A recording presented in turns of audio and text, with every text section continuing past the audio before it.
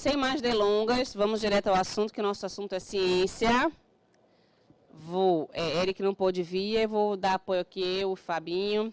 E a gente vai começar as nossas reuniões com o pé direito, né? Doutor Gris aí, doutor Érico aí também, num tema que eu acho que a gente também tem a sorte de contar com os maiores mestres, né?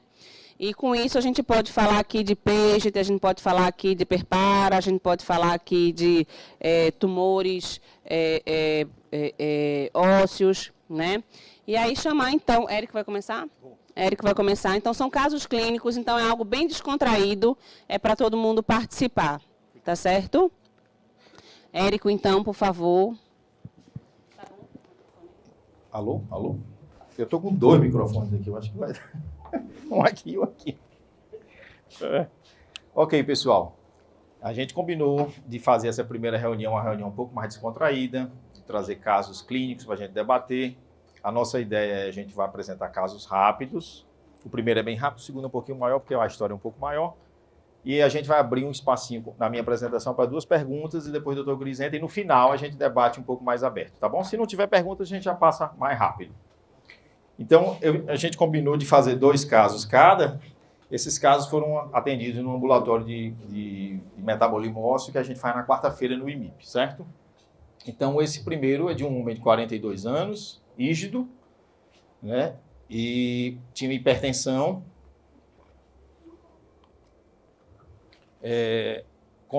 controlada, se dizia controlada, mas a gente vai ver que ele estava meio desorganizado. Refere que sentiu uma forte dor no quadril direito ao chutar uma bola, né, num jogo recreativo de futebol. Foi uma dor forte, ele não continua jogando. Ele foi dar um chute mais alto, foi fazer um voleio e sentiu uma dor muito intensa. E desde aí ele foi procurar atendimento médico por conta dessa dor, e tentar entender. E ele rodou, foi em vários médicos, ortopedistas e acabou... Depois de uma imagem, foi encaminhado para o Hospital do Câncer pensando em ser um tumor. Isso foi agora em junho de 2021. Né? Lá, nessa época, foi feita uma biópsia e foi descartado o tumor. E ele foi depois encaminhado pelo colega que atendeu. Deixa eu ver se... pronto. O colega que atendeu para o ambulatório da gente, em julho, mais ou menos, a primeira visita dele. Ele não tinha nenhuma doença mais importante a não ser hipertensão nos pais. E o que chamava a atenção é que ele era completamente eutrófico, corado, né? E estava com a marcha alterada porque ele estava puxando a perna por conta da dor, mas sem nenhuma deformidade. E no exame físico, o que chamava a atenção é que ele estava com a pressão descontrolada. Ele não estava usando a medicação, dizia que tinha, depois dizia que não sabia, estava aquela típico do paciente que não se cuida, né? E o restante do exame não chamava atenção. E no laboratório dele, que ele já trazia, esse era um laboratório que ele trazia de fora, foi feito logo depois do evento, o que chamava a atenção era a fosfatase alcalina um pouquinho tocada. E uma glicemia de jejum também um pouco alterada. Aí, em agosto, depois da primeira visita, a gente pediu para repetir os exames e ele trazia também a mesma alteração, só que no limite, né? E tinha uma dislipidemia também, uma hipercolesterolemia, uma glicemia de jejum limítrofe. É o que chamava a atenção. E a vitamina D, para a idade dele, rapaz rígido, a gente considera dentro da faixa da normalidade, não chamava a atenção. Mas o que chamava a atenção na imagem, que foi feita logo depois, foi essa fratura que acometeu o isquio e o ilho e o pubis, né? Então foi uma fratura que pegou o ramo acetabular aqui. E, além da fratura, a gente notava que tinha realmente uma alteração da estrutura do osso, né? Era um osso um pouco... Eu fiquei até na dúvida. Na hora eu fui discutir com o Dr. Silvio Cavalcante, né? A gente tem essa possibilidade, na quarta-feira ele está lá também na radiologia e a gente chegou a discutir com ele. E que, sim, apesar da fratura ter rodado um pouco a peça, né? O osso, mas ele tinha uma diferença na estrutura entre um osso e outro. E aí que a gente consegue notar que é um osso um pouco mais heterogêneo, né? Você vê que ele não tem um limite tão bem definido quanto o outro. A bacia é bom de examinar porque você tem um espelho logo do outro lado, então fica mais fácil de você avaliar. E parecia ter umas áreas líticas aqui no meio de umas áreas mais escleróticas. E tinha uma ideia, você via claramente que parecia uma expansão. É um osso um pouco mais expandido do que o outro. No ilho, aparentemente, não tinha nada. E a gente ficou... Ele já trazia essa cintila, que foi encaminhado pelo colega que atendeu, que mostrava que realmente tinha uma captação. A gente ficou na dúvida se era por conta da fratura, que estava captando mais. Mas, se você prestar atenção, a fratura foi exatamente aqui e aqui. Ele tem a captação aqui em cima, mais intensa, e do outro lado não tem nada e poupa, né, o ilho, né, bilateral. Aqui mais de perto, para vocês terem uma ideia, e aqui foi a imagem que o colega lá fez e não chamou atenção nenhuma maior para um diagnóstico diferencial, mas pensou no tumor. Aí, por isso é que ele foi feita a biópsia e tudo mais. Essa foi a primeira tomografia também que ele trouxe de fora, que o colega também não chamou a atenção de outros diagnósticos diferenciais, mas ficou pensando na possibilidade de infiltração tumoral. A gente vai ver aqui, deixa eu botar uma imagem mais de perto, quando você vê, comparando um osso com o outro, você vê que realmente ele tem diferenças. A cortical ele perde um pouco o detalhe, né, áreas líticas aqui, alguns pontos mais escleróticos do que o outro lado. Esse aqui um outro detalhe, aqui o traço da fratura. E as duas biópsias que ele chegou a biópsia que ele chegou a fazer, inclusive com imunistoquímica aqui, descartando a possibilidade de NEO. Mas também não chamou nenhum outro diagnóstico diferencial a mais. Então, a nossa impressão aqui foi uma fratura traumática, foi num jogo de futebol, né, um homem aparentemente saudável, e na alteração da estrutura óssea chamava atenção achados que sugerem diagnóstico de doença de Paget, né? De doença de Paget. E esse foi o nosso diagnóstico. O doutor Silvio também corroborou com o diagnóstico. E aqui eu tive a honra de aprender com o doutor Gris e a gente escreveu esse capítulo no livro do doutor Lúcio, a última edição, chamando a atenção que Recife realmente é um ponto diferente no restante do país, provavelmente por conta da nossa miscigenação e da nossa aculturamento da colonização europeia mais precoce e mais disseminada do que outros estados do país, né? Só voltando aqui, mostrando que a frequência dos pontos mais acometidos, chamando a atenção que pelve, vértebras e ossos longos são os que têm maior acometimento. E o que chamava atenção nesse caso é que é um homem jovem, então Paget também pode acometer um homem jovem, né? Cor parda. A gente, nesses 2 últimos anos, no meio da pandemia, a gente teve a oportunidade de atender 7 novos diagnósticos de Paget, todos negros ou pardos, nenhum branco. Então, a gente tem que chamar a atenção, ele era da Zona Norte, depois a gente foi fazer uma avaliação mais detalhada, a família dele era de Limoeiro, sempre daquela região, ele morava aqui em Recife, mas a família era de lá. A fratura como apresentação inicial, ele não tinha dor antes, então ele teve a fratura, né? A fratura foi como achado, era completamente assintomático, mas muitos pacientes são. E ele tinha uma fosfatase pouco elevada, né? Tem 2 exames que a fosfatase está no limite ali, então pode acontecer também de fosfatase alcalina pouco alterada nesses pacientes. E o que me chamou a atenção é que nos diagnósticos radiológicos ninguém em nenhum momento comentou nada desse diagnóstico diferencial, e a gente já viu em algumas vezes o pessoal comentando, foca mesmo, mas no caso dele não chamaram a atenção.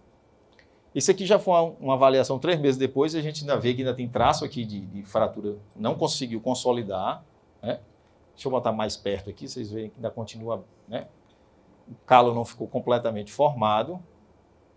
A gente fez para ele ácido zolendrônico, que é a droga de escolha.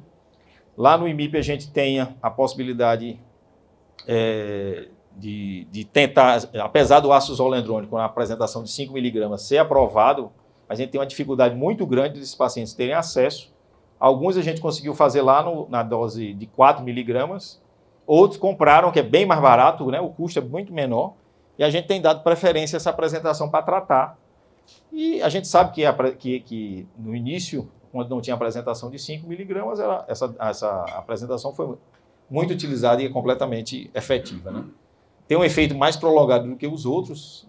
Eu me lembro que a gente, um caso na época, que eu comecei a acompanhar, na época da residência, ele usou uma dose só de zolendrônico de 4 mg, durou 10 anos a manutenção da fosfatase alcalina. Então, o acompanhamento com a fosfatase alcalina é o mais preconizado, é mais barato, é mais simples, é mais fácil de fazer. E também, de acordo com a sintomatologia que o paciente pode apresentar, você pode fazer um novo ciclo de tratamento.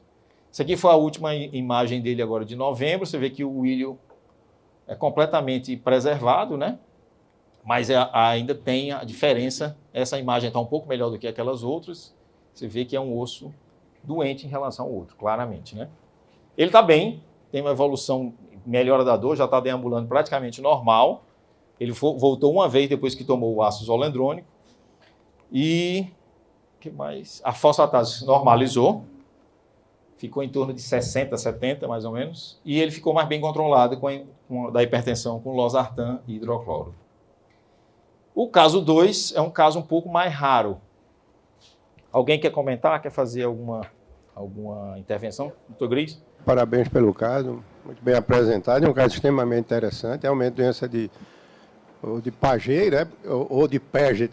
O nome já começa a controvérsia aí, porque o pai do Sir James Paget era francês, então não tem esse nome em inglês. Então, na realidade, deveria se chamar de Paget. Mas como o inglês não ia dar essa colher de chá, né? Então ficou Paget.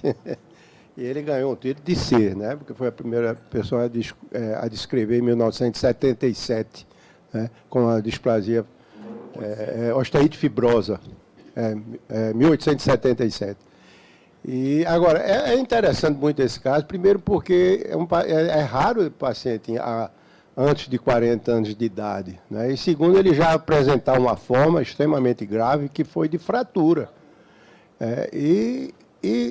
Tem outras coisas também assim, interessantes, é que a gente esperava que os marcadores de turnover ósseo, porque está relacionado com a atividade da doença. Então, uma doença que leva a uma fratura, ela teve uma fosfatase alcalina discretamente elevada, que eu não sei nem se correspondeu no período da fratura, porque qualquer fratura sobe. E depois deu normal. Então, isso a primeira que foi mais alta foi mais ou menos uns 20, 30 dias. Ainda está no tempo de subir os marcadores. A segunda, que foi de agosto, já podia ter... Então, quer dizer, um paciente sem atividade metabólica, assim, de turnover ósseo e ter já uma fratura, isso é uma coisa extremamente rara, o que a gente não vê. Eu não acertei o diagnóstico de cara, não, né? Eu não dei o diagnóstico de cara, não. Não, nem numa segunda, terceira visita que a gente discutiu. Você chegou a fazer a fosfatase alcalina óssea específica, o P1NP? Chegou a fazer? Não, chegamos não. Não. É porque seria interessante. Veja bem, o que a gente vê em doença de Paget com fosfatase alcalina até normal é na forma monostótica, né? E aí você deve fazer os outros marcadores. Exatamente. Fosfatase alcalina é o marcador universal, é mais barato, faz em qualquer lugar, tá certo? E está correlacionado também com a atividade da doença, né? Agora, nos casos em que você tem disfunção hepática, que aí você fica em dúvida, né? Porque tem um TGP elevado, gama-GT, pode ser fígado ou osso. Aí você pede a fosfatase alcalina óssea específica ou P1NP, que ainda é o mais específico. E essa paciente, ela tinha uma função hepática normal, uma fosfatase que não diz muita coisa, porque inclusive foi no período da fratura e depois normalizou. Quer dizer, não correlacionou. Então é muito interessante. A outra coisa ali que eu observei, eu não sei se eu vi errado, é que ela tinha uma hipercalcemia. No início. A primeira sim, 10,2, aí depois... Mas normalmente acima de 4,5, eu acho, a primeira. Paget não dá hipercalcemia.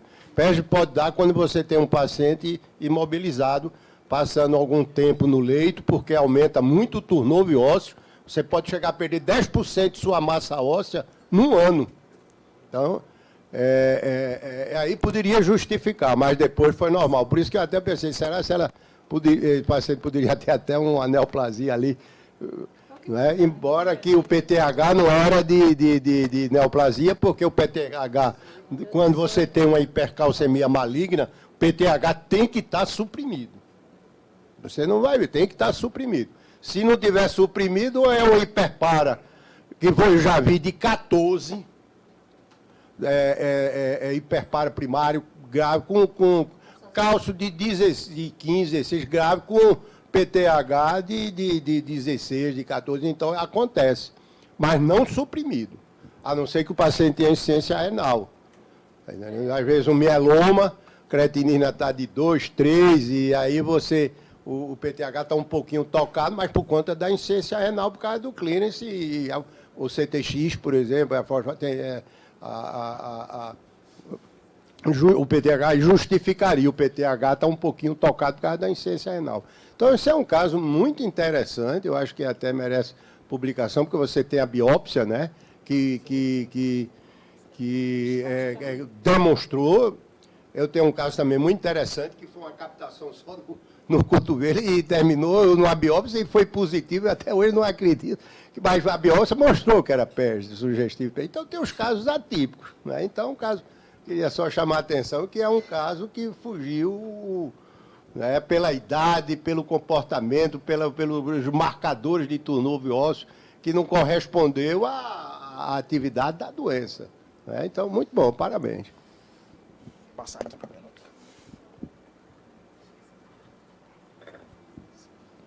Boa noite. Só em relação assim à fratura, isso não quer dizer que necessariamente na época da fratura foi a época de maior atividade da doença. A gente não sabe.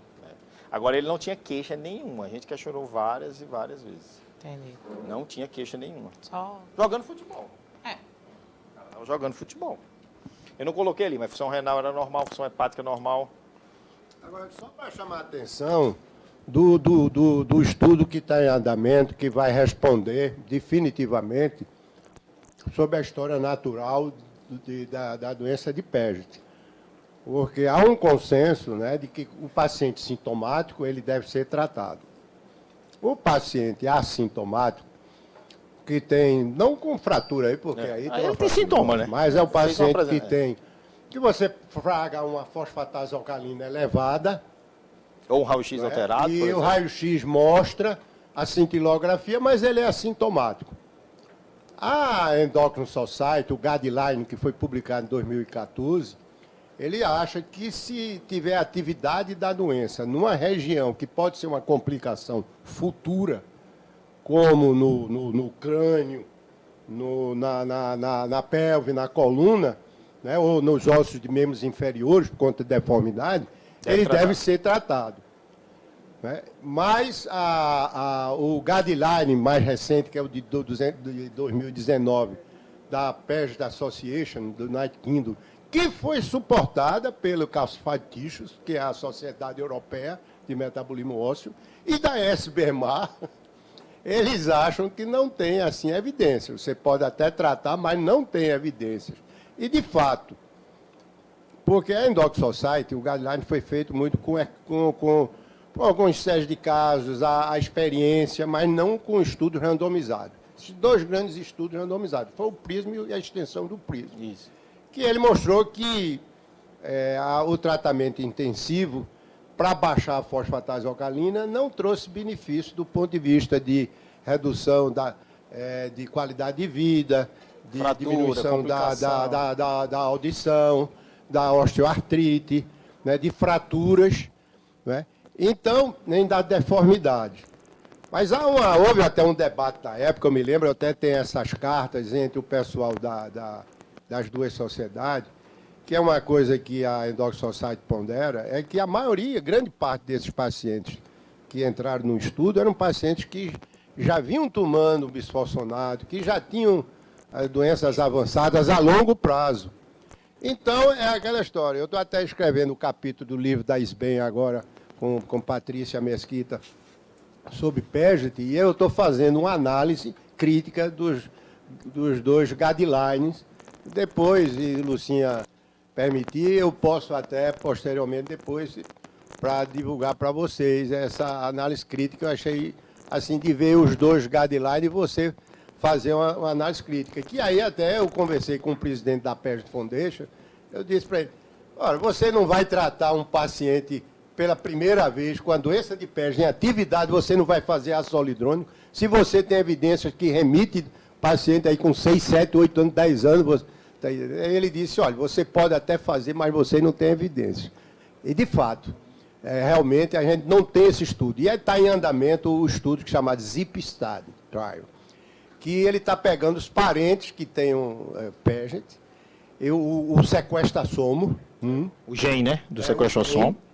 No início, né, sem manifestação, quer dizer, sem clínica, sem nada, e dividiram um grupo placebo e outro grupo com ácido hialurônico. E o que foi que interessante é que 9% desses pacientes já tinham manifestação não clínica, mas assim, mais de cintilografia de alterações ósseas. Ou seja, a doença começa cedo. Agora, pode não ter repercussões clínicas. Então, a gente vai saber realmente definir se fazer ácido hialurônico. No caso desse, eu não tenho dúvida, eu só estou gerando aqui a discussão. Você fazer num paciente assintomático, se você vai mudar a história natural da doença. Então, esse estudo deve ser publicado, talvez esse ano ou no próximo ano, porque já vem a longo prazo, já vem há algum tempo esse estudo. Essas considerações. Obrigado. Vamos lá. Então, vamos aqui para o segundo caso. Esse também é de um homem. Jovem, ele está com 46 anos, mas na época ele estava com 39, eu acho, quando começou. Não, 2014 é 38, né? E a queixa dele é dor muscular e dor óssea de longa data associado com níveis baixos de fosfato, que passou batido por um bom período. Ele, depois de algum tempo peregrinando, ele foi encaminhado para a gente acompanhar no IMIP, uma colega que atendeu ele num ambulatório aqui em Recife e encaminhou. E ele foi atendido por vários especialistas diferentes, ortopedista, reumato, clínico, endócrino, e a hipofosfatemia não foi valorizada até essa colega ver e resolver encaminhar. E era um cara rígido, né? Previamente não tinha nenhuma comorbidade, ele não tomava nenhuma outra medicação, ele é de Alagoas, na divisa com Pernambuco. Os pais são saudáveis, vivos, ele tem 2 filhos também saudáveis, não tem nenhuma história familiar semelhante, foi um caso único, né? E queria chamar a atenção de vocês que o metabolismo do fosfato, né? O metabolismo do fosfato ele é regulado basicamente por uma absorção adequada. A maioria dos nossos alimentos é muito rico, a nossa dieta usual é rica em fosfato, então não tem um grande déficit do ponto de vista de dieta especificamente.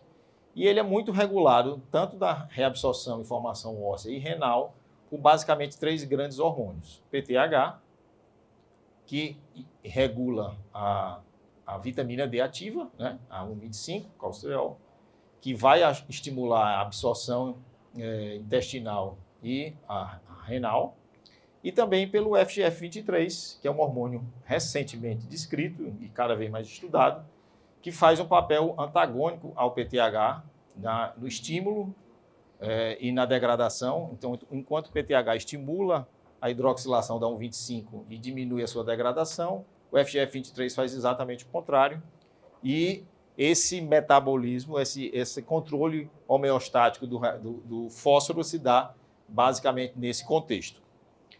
Então, como avaliar a hipofosfatemia no paciente que já vem há muito tempo, né? Isso é uma hipofosfatemia crônica, não é hipofosfatemia aguda. E a primeira coisa é definir, né? Quando ela começou, e reforçar que o déficit dietético não é um achado comum. Na maioria dos pacientes não é comum. Travou aqui. A perda renal é a mais importante. Valeu. E é a causa mais comum, né, da hipofosfatemia. E essa regulação que a gente comentou por esses trio de hormônios aí, que são os principais no controle do metabolismo do cálcio. Então, no contexto da doença, né, especialmente do que aconteceu, que era a nossa primeira hipótese desse paciente, que foi uma hipofosfatemia adquirida já no adulto, quando ela se manifestou, é que tinha alguma coisa por trás que estava bagunçando o coreto. Então, é uma manifestação paraneoplásica. Então, um tumor que produz o FGF23, ele é que bagunça essa homeostase, aumentando os níveis de FGF23 e, consequentemente, estimulando o efeito maior dele. Então, ele diminui a conversão da 25 em 1,25, a forma ativa ela diminui, consequentemente, ela vai alterar a absorção intestinal, a ação também óssea e absorção renal. E ele diminui também, o FGF23, ele tem um impacto negativo no PTH. Por outro lado, o PTH ele tende a se expressar um pouco mais porque não tem o estímulo negativo da 1,25. Então, fica nesse balanço.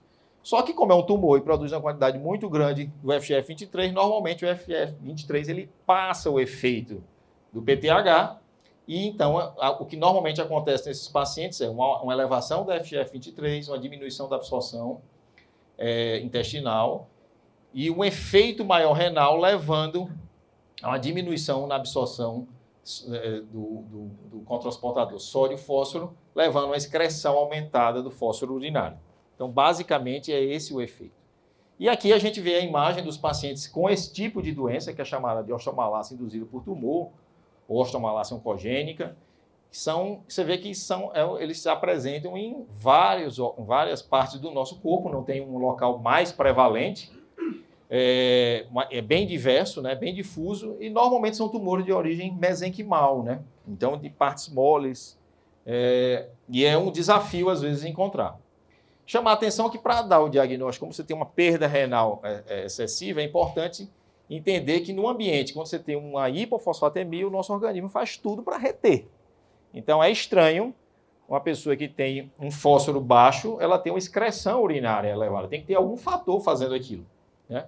Então essa fórmula é uma fórmula utilizada, você precisa para avaliar a excreção tubular do fósforo, né?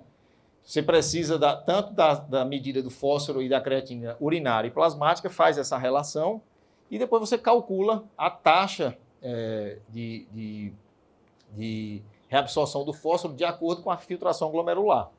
Então, no indivíduo, por exemplo, que está com um fósforo de 2 e a taxa de reabsorção dele, por exemplo, é 0,8, então você faz uma linha ligando aqui e aqui você faz uma previsão de que ele deve estar com essa relação da taxa de reabsorção e sobre a filtração glomerular diminuída. E isso favorece, sugere que ele está perdendo mais fósforo do que deveria. Então, num ambiente de hipofosfatemia, é esperado que você tenha normalmente uma alta reabsorção. Se você não está conseguindo fazer isso, você perdeu esse controle, né? Esse aqui, desculpa. Essas são as taxas, aquele slide anterior, mostrando de acordo com a idade. Então, essa relação ela varia, né? De acordo com a idade, tende a diminuir quando a gente vai ficando mais velho. E aqui são as diferentes situações em que você vai encontrar fósforo baixo, cronicamente, né? Então, e o que é que você vai encontrar? Aqui são as doenças, né? Nesse caso, foi uma doença adquirida, provavelmente, já que ele apresentou uma idade mais avançada. E a gente descartou outras possibilidades, como essas aqui de cima, as nutricionais, as doenças mais comuns e as causas genéticas. A gente vai ver mais à frente, ficando a possibilidade maior de osteomalácia induzida por tumor. Deixa eu mostrar para vocês mais alguns dados de laboratório. Esse artigo é um artigo muito bom, em que ele recomenda de como é que você vai fazer essa avaliação da hipofosfatemia, né? Depois de uma avaliação completa, é importante você fazer essa confirmação e logo depois fazer a taxa de filtração. E naqueles indivíduos que têm uma taxa de filtração aumentada, essa possibilidade da absorção, desabsorção renal, né, excreção renal aumentada, fica menos possível, você tem que avaliar uma absorção intestinal, algum outro fator que está levando a isso. No caso, quando você tem uma taxa de filtração, de reabsorção diminuída, e a perda renal é o que é mais provável, e ele sugere já a medida do FGF23, que não é ainda uma realidade no nosso contexto. É uma dosagem cara e trabalhosa, precisa estar a amostra rapidamente congelada, então não é um fator ainda de uso comum. Mas a gente tenta dar o diagnóstico juntando todos aqueles pontos. Então, fósforo baixo, excreção aumentada renal, uma 1,25 diminuída, né? E um PTH que pode estar variável, normalmente ele tende a ser um pouco mais elevado, num paciente que tem a manifestação clara de osteomalácia. Então, você faz pensar, sim, que ele tem realmente uma perda renal.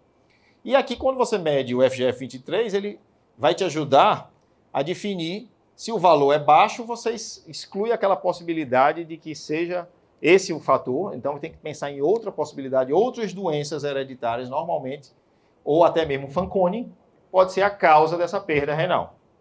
E nas causas de FGF elevado, uma das causas é osteomalácia induzida por tumor e outras doenças genéticas, né?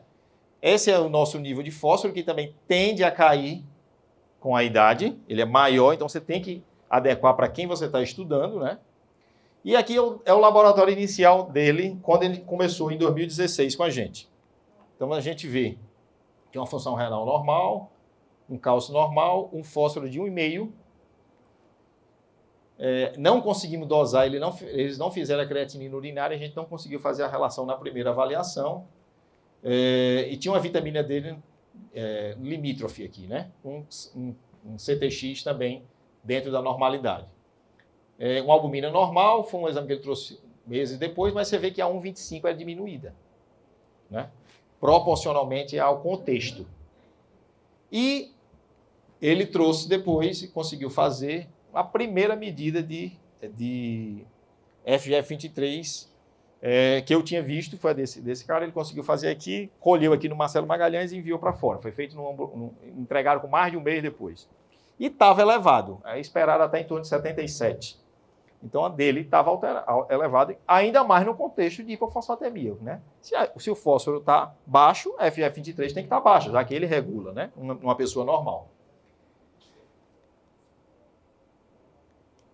E esse aqui foi os anos subsequentes, mostrando mais ou menos a mesma coisa. A gente já conseguiu fazer um cálculo da taxa de reabsorção. Nesse momento ele estava com uma taxa bem baixa, com fósforo de 1,8. Né? E vocês vão ver aqui, esse aqui não tem, mas mais na frente a gente vai ver, o PTH dele fica oscilando no nível um pouco superior da normalidade. E a vitamina D sempre mais ou menos perto do normal. E aqui uma taxa de reabsorção diminuída e aquela relação também diminuída, sugerindo realmente que ele está perdendo fósforo pela urina. Ele fez uma segunda dosagem do FGF23 em 2019, que continuou elevada. E esses pacientes antigamente eram tratados com a suplementação, né? Tinha que suplementar fósforo e também a vitamina D ativa, mas é um tratamento paliativo, a gente não resolve. Ele continua perdendo. Você está suplementando fósforo e ele continua perdendo. E essa suplementação, às vezes, não é adequada. O paciente tem vários efeitos colaterais, né? Pode ter diarreia, pode ter dor abdominal, pode ter náusea. Então, o trato digestivo é muito acometido e ele pode ter complicações a longo prazo, né? Calcificação anômala, né? Especialmente em rim e outros órgãos, tendinite, entesopatias e perda de massa óssea em geral. Até que foi-se descoberto, né, desenvolvido um anticorpo contra o FGF23, que a gente já tem disponível desde 2019, se eu não me engano, que é o Burosumab e no Brasil. Esse outro paper é muito interessante, ele faz a mesma ideia, já mede o FGF23, ele já coloca lá em cima a medida do FGF23 para facilitar, né, diminuir a quantidade de exames que você tem que fazer. Mas depois que você fecha aquele diagnóstico, é importante você tentar encontrar o tumor. Onde é que esse tumor está? Então, no primeiro momento, você faz uma avaliação mais geral. A ideia é fazer um exame cintilográfico ou um PET que consiga avaliar o corpo todo e algum ponto que acenda mais. Depois você faz um exame anatômico, localizatório melhor e define se esse paciente tem uma lesão que é possível ser operado. Normalmente, quando isso acontece, esses pacientes ficam curados. Só que o nosso colega dele, em 2016, ele fez vários exames. Anualmente, a gente fazia uma bateria de exames e a gente tentou flagrar e até a presente data a gente não tinha conseguido. Em 2018, ele chegou a fazer uma ressonância de corpo todo. Um colega de Alagoas pediu de cabeça até o pé. Ele chegou com uma tulha assim, de exames. E o último que ele fez foi as últimas publicações mostrando a maior efetividade do PET com galho do Tate de identificar essa lesão, que a dele também foi negativa. Então, a gente está estudando há muito tempo e a gente não consegue identificar. O que é importante chamar a atenção? Que esses pacientes eles precisam fazer a imagem do corpo todo, né? Porque as lesões podem estar em extremidades. A gente já teve uma surpresa, esse foi o nosso primeiro paciente com osteomalacia induzida por tumor, que vocês veem aqui, ele tinha uma lesão no hálux. Então, a primeira PET que a gente fez desse cara não foi negativa. Depois, com a OctroScan, a gente combinou de fazer o corpo todo e conseguiu identificar. Então, a possibilidade de encontrar em extremidades tem que ser levada em consideração. Eles sugerem um exame clínico minucioso, mas normalmente são tumores pequenos, então tem que ser mais do que um exame físico, né? É uma varredura, é muito difícil. Então, e essas duas etapas, um exame geral e depois um exame localizatório. E nesse paciente, o exame localizatório mostrou a lesão do hálux. Aqui. Esse paciente foi operado, 3 dias depois ele saiu da cama e já estava andando. Não é o nosso. Esse foi o primeiro. E aqui é um comentário das técnicas, né? Então, o galho do Tate passa a ser um exame de preferência, mais do que as outras PETs e o OctroScan. O OctroScan é mais caro ainda do que o galho do Tate.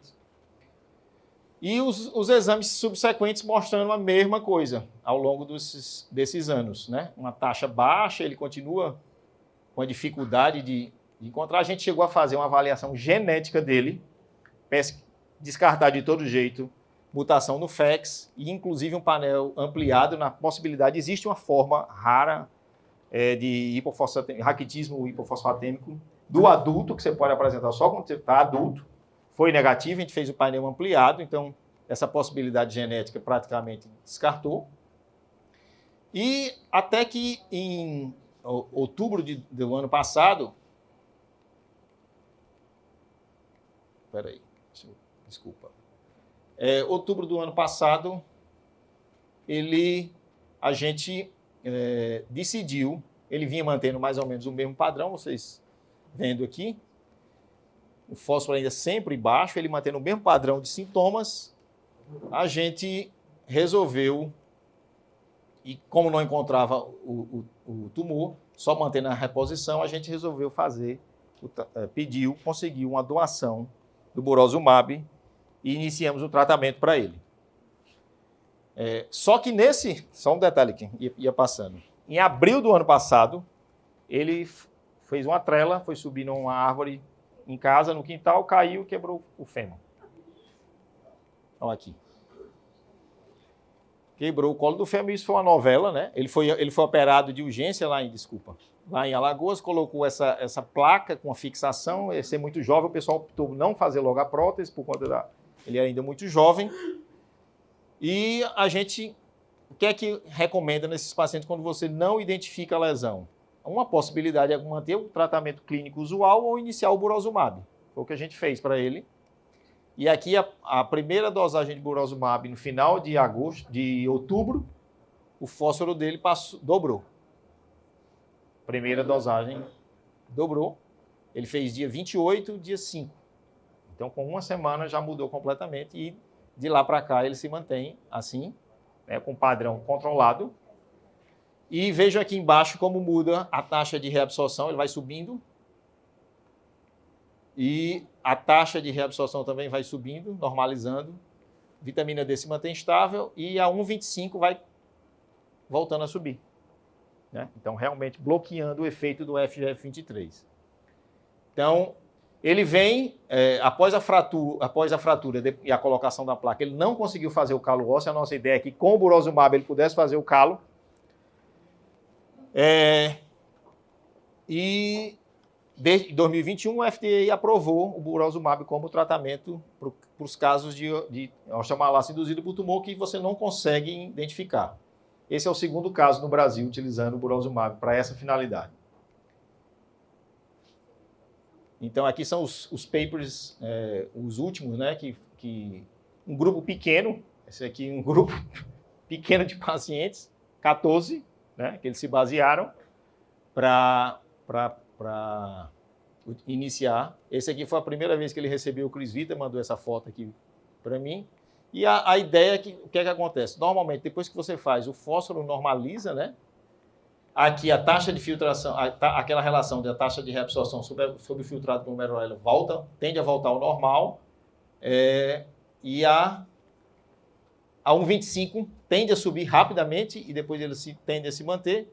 E nesse paciente aqui que tinha várias pseudofraturas, o scan depois mostra completamente cicatrizado, né? Aqui os dados mostram uma melhora da cicatrização das pseudofraturas. Ele teve essa complicação, ele não conseguiu fazer um calo ósseo adequado e depois evoluiu com a necrose da cabeça do fêmur, provavelmente uma complicação pela própria cirurgia. Após 4 doses de burosumab, ele realizou uma nova cirurgia aqui, Cláudio Marques foi quem operou, e colocou uma prótese definitiva para ele. Ele está bem, a cirurgia foi um sucesso, não precisou transfundir, não teve nenhuma outra repercussão. Então, as mensagens é que, apesar de raro, a hipofosfatemia ela é um diagnóstico diferencial que a gente deve investigar intensamente, porque ela pode mudar o curso de vida daquele indivíduo, especialmente em crianças. A gente tem que, especialmente em crianças, é que isso vai fazer uma diferença grande. E pode ser passivo de correção, né? O fósforo ele deve ser incluído na rotina do endócrino, acho que do clínico geral, acho que não, mas do endócrino sim. E aquela avaliação global, né, do cálcio, creatinina, do PTH e da vitamina D, inclusive a formativa, é fundamental, além da taxa de reabsorção de fósforo deve ser medida diante desse tipo de paciente.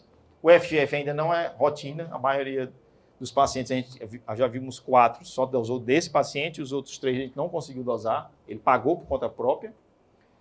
E a osteomalase induzida por tumor é uma manifestação adquirida da hipofosfatemia que pode ser curada.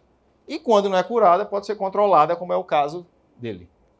E esse aqui foi o último paciente que eu vi, um colega, Manuel Adesson, que viu lá em Teresina e que pediu para uma opinião.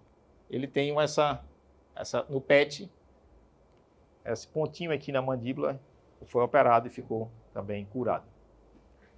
Obrigado.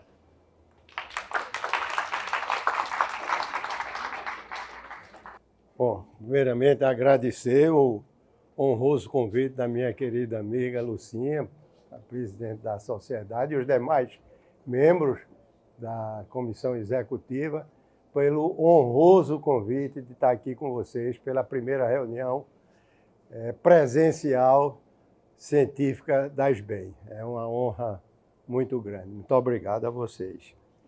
Bom,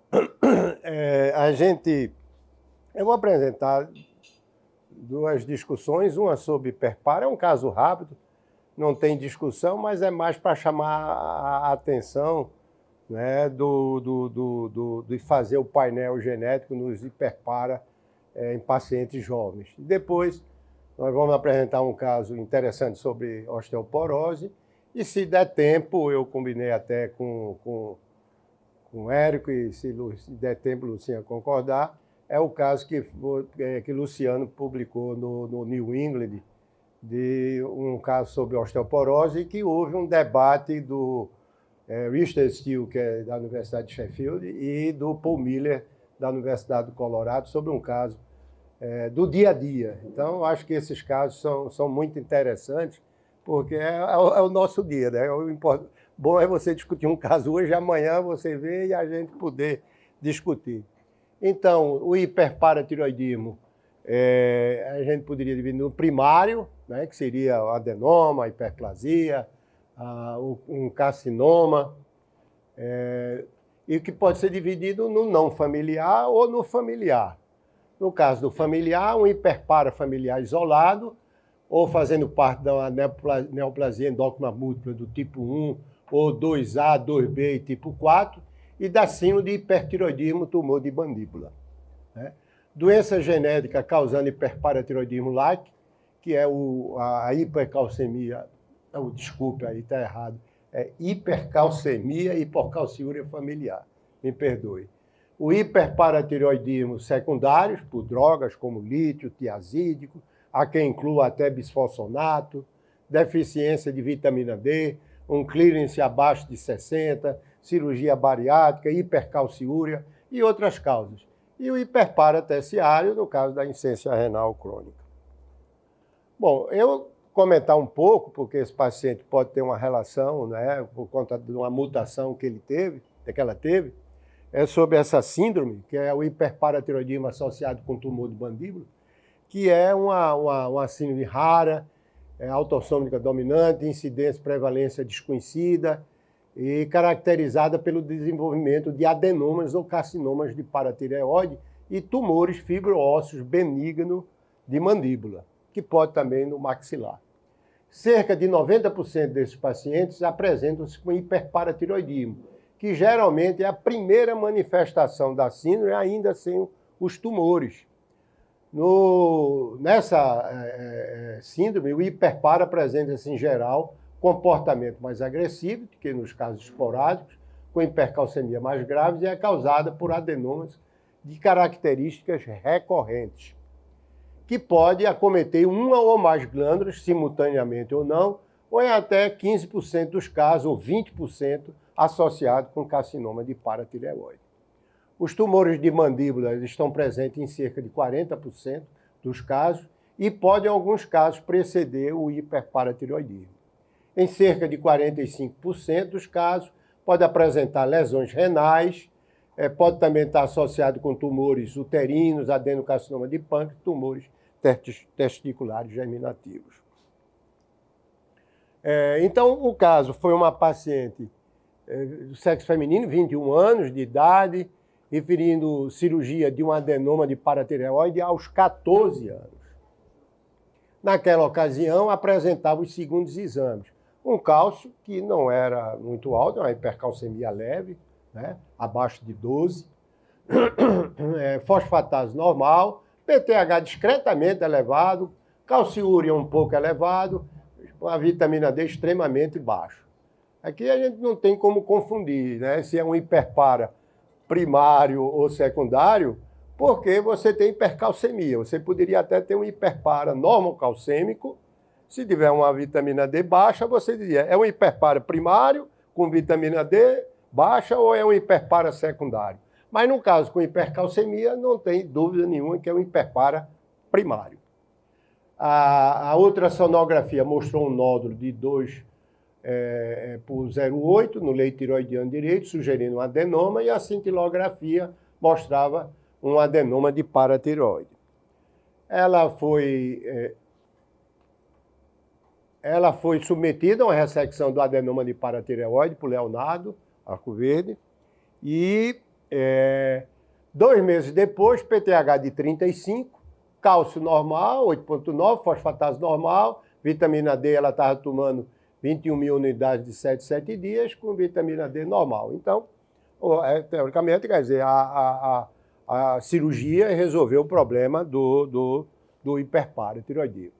Só que 7 anos depois, ela me procurou, com cálcio sérico, ela já chegou com esse exame do cálcio, 11,5, cálcio único discretamente elevado, uma albumina sérica de 4,6, um PTH de 100, creatinina normal, calciúria um pouco elevada, a gente apenas acrescentou uma prolactina e uma calcinina, que foi normal, pedimos um raio-x por conta para ver se tinha alguma reabsorção óssea, embora pouco provável nesses casos ter alguma alteração de reabsorção das falanges ou alterações do crânio, do Saltenpepper, essas coisas. Tinha uma cintilografia negativa, dessa vez, e um adenoma menor, né? Então 1,0, e o colega que já viu, ele já pediu um PTH no aspirado, que deu 1.900. Então você vê que tinha mais de 10 vezes o valor, já confirmava o diagnóstico. Ela chegou já com o diagnóstico pronto. Mas é uma paciente jovem, quer dizer, de 21 anos, que tem uma história de um outro adenoma aos 14 anos de idade. Importante fazer uma avaliação do painel genético do hiperparatireoidismo para afastar causas genéticas, né? Então, eu pedi o painel, mas eu não tenho muita experiência somente com alguns tipos de mutações, né? Eu mandei um e-mail para o John Biliziken, que é uma autoridade em hiperparatireoidismo, e eu vi a opinião dele também. Eu acho que a gente tem que compartilhar e ouvir opiniões. E o Billy Zink disse que concordava plenamente, e minha preocupação era que ela tivesse uma síndrome do tumor de mandíbula, essa era a minha preocupação, e por isso que eu não tinha experiência ainda de dividir com ele, e eu vi a opinião dele, e ele concordou que, evidentemente, teria que fazer o painel genético para afastar, ele botou aqui essa jovem. Bom, eu concordo plenamente, né, de fazer o painel para tumor de mandíbula e MEN, as neoplasias endócrinas múltiplas. Essa jovem claramente tem um hiperpara primário, né, e necessita de outra cirurgia, claro. Mas eu definitivamente faria primeiro o teste genético e não seria de utilidade fazer um CT de mandíbula, porque eu disse a ele que ia pedir um CT, você veja o que é. Aí ele disse, não, se você ainda não tem certeza que é um tumor, tem um defeito uma doença genética, porque você já vai fazer um CT. Então é um aprendizado que a gente, né, tem que... E perguntou se a história familiar, não tinha, a gente até pediu, e no tempo da cirurgia ele sugeriu que fizesse uma imunistoquímica para ver coloração da parafibromina, que é uma proteína, o GNCDC73, ele codifica essa proteína e que ela pode estar relacionada com a questão da supressão tumoral. Então, quando você tem uma mutação, pode não expressar essa proteína e você aumentar o risco, por exemplo, para carcinoma de paratireoide, né? E eu já tinha pedido o painel genético, esses são os tipos do painel genético, a gente fez no Fleury aqui, e você tem aqui para ver se tem mutação para a hipercalcemia e hipocalciúria familiar, se tem a mutação do CDC73, que tem um efeito na supressão tumoral, ele codifica essa proteína para fibromina, e mutação desse gene está presente em 20% dos carcinomas de paratireoide. O espectro dessa mutação pode variar desde a síndrome do hiperparatireoidismo associado a tumor de mandíbula a um carcinoma de paratireoide ou um hiperpara primário familiar isolado. No painel faz parte também o GCM2, para avaliar o hiperpara tipo 4, eu nunca tinha visto essa denominação, liguei até para o Fleury, lá de São Paulo, para conversar se isso não seria também uma forma do hiperparatireoidismo familiar isolado, eles acharam que sim.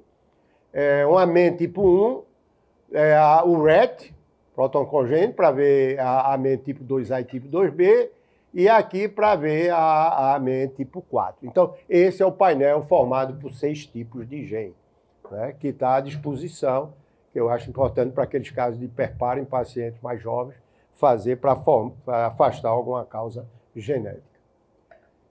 As indicações do painel para o hiperpara seriam essas, indivíduos com menos de 40 anos de idade, porque o hiperparatireoidismo isolado é mais frequente a partir dos 55 anos de idade. Então, pegar um paciente que tenha 30, 25 anos, 21 anos, é importante fazer o painel. História familiar de neoplasia endócrina múltipla, hiperpara recidivante, carcinoma medular tireoide ou FEL, tumor de mandíbula, angiofibromas faciais, tumores uterinos, especialmente se estão associados a carcinoma de paratireoide e tumores neuroendócrinos.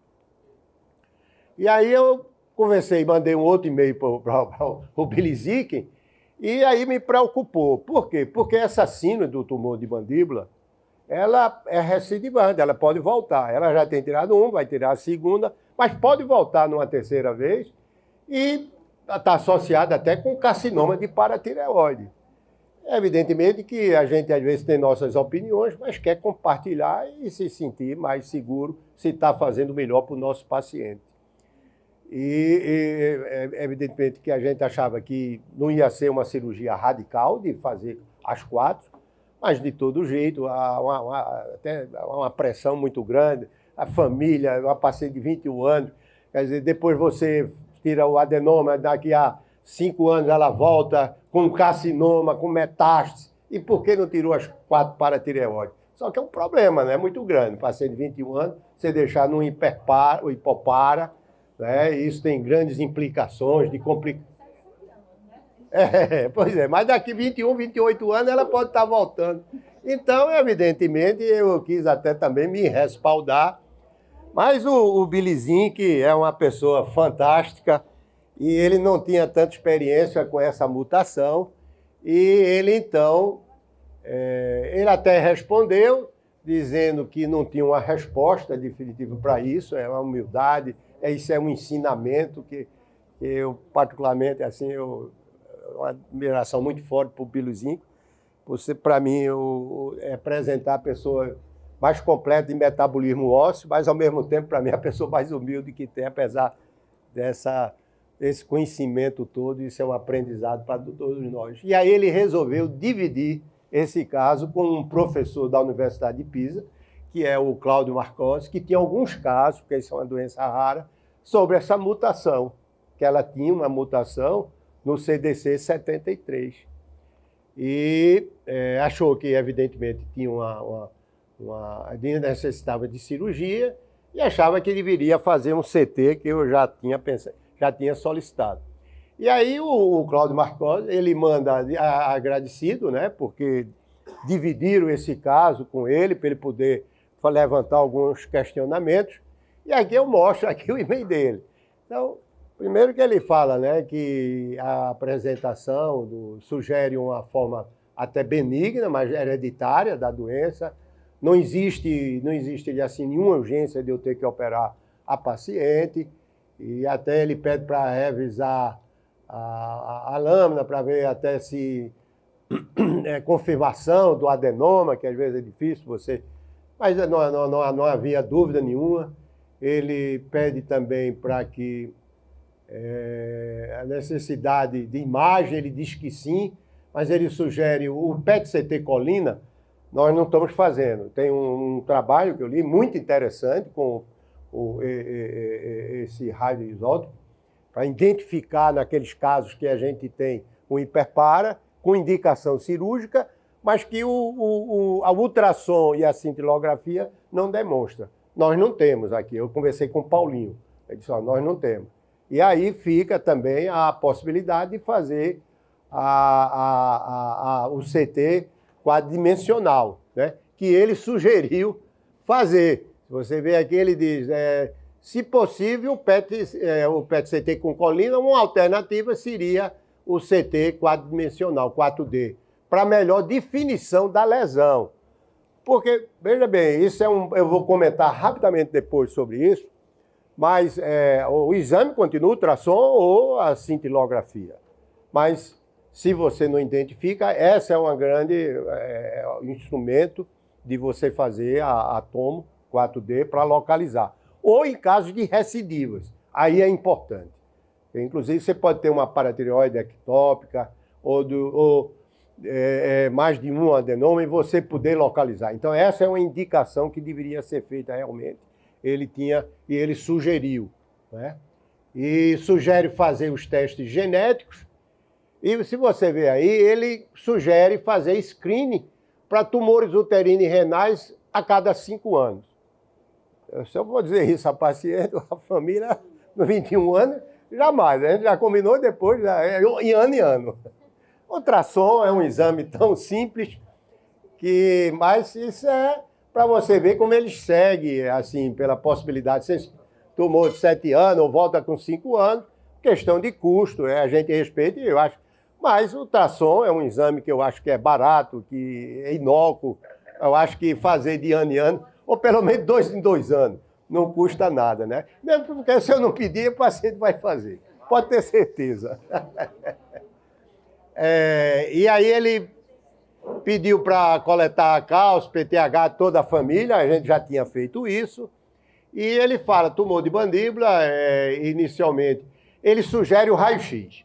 Ele não sugeriu fazer o CT. Mas se eu ia fazer o CT 4D para ver, por que eu não ia incluir o da mandíbula, né? E, aliás, já tinha conversado com a família e foi o que a gente fez. E aí, o que é que eu estava mais interessado? Que era sobre a abordagem, para ter um respaldo maior.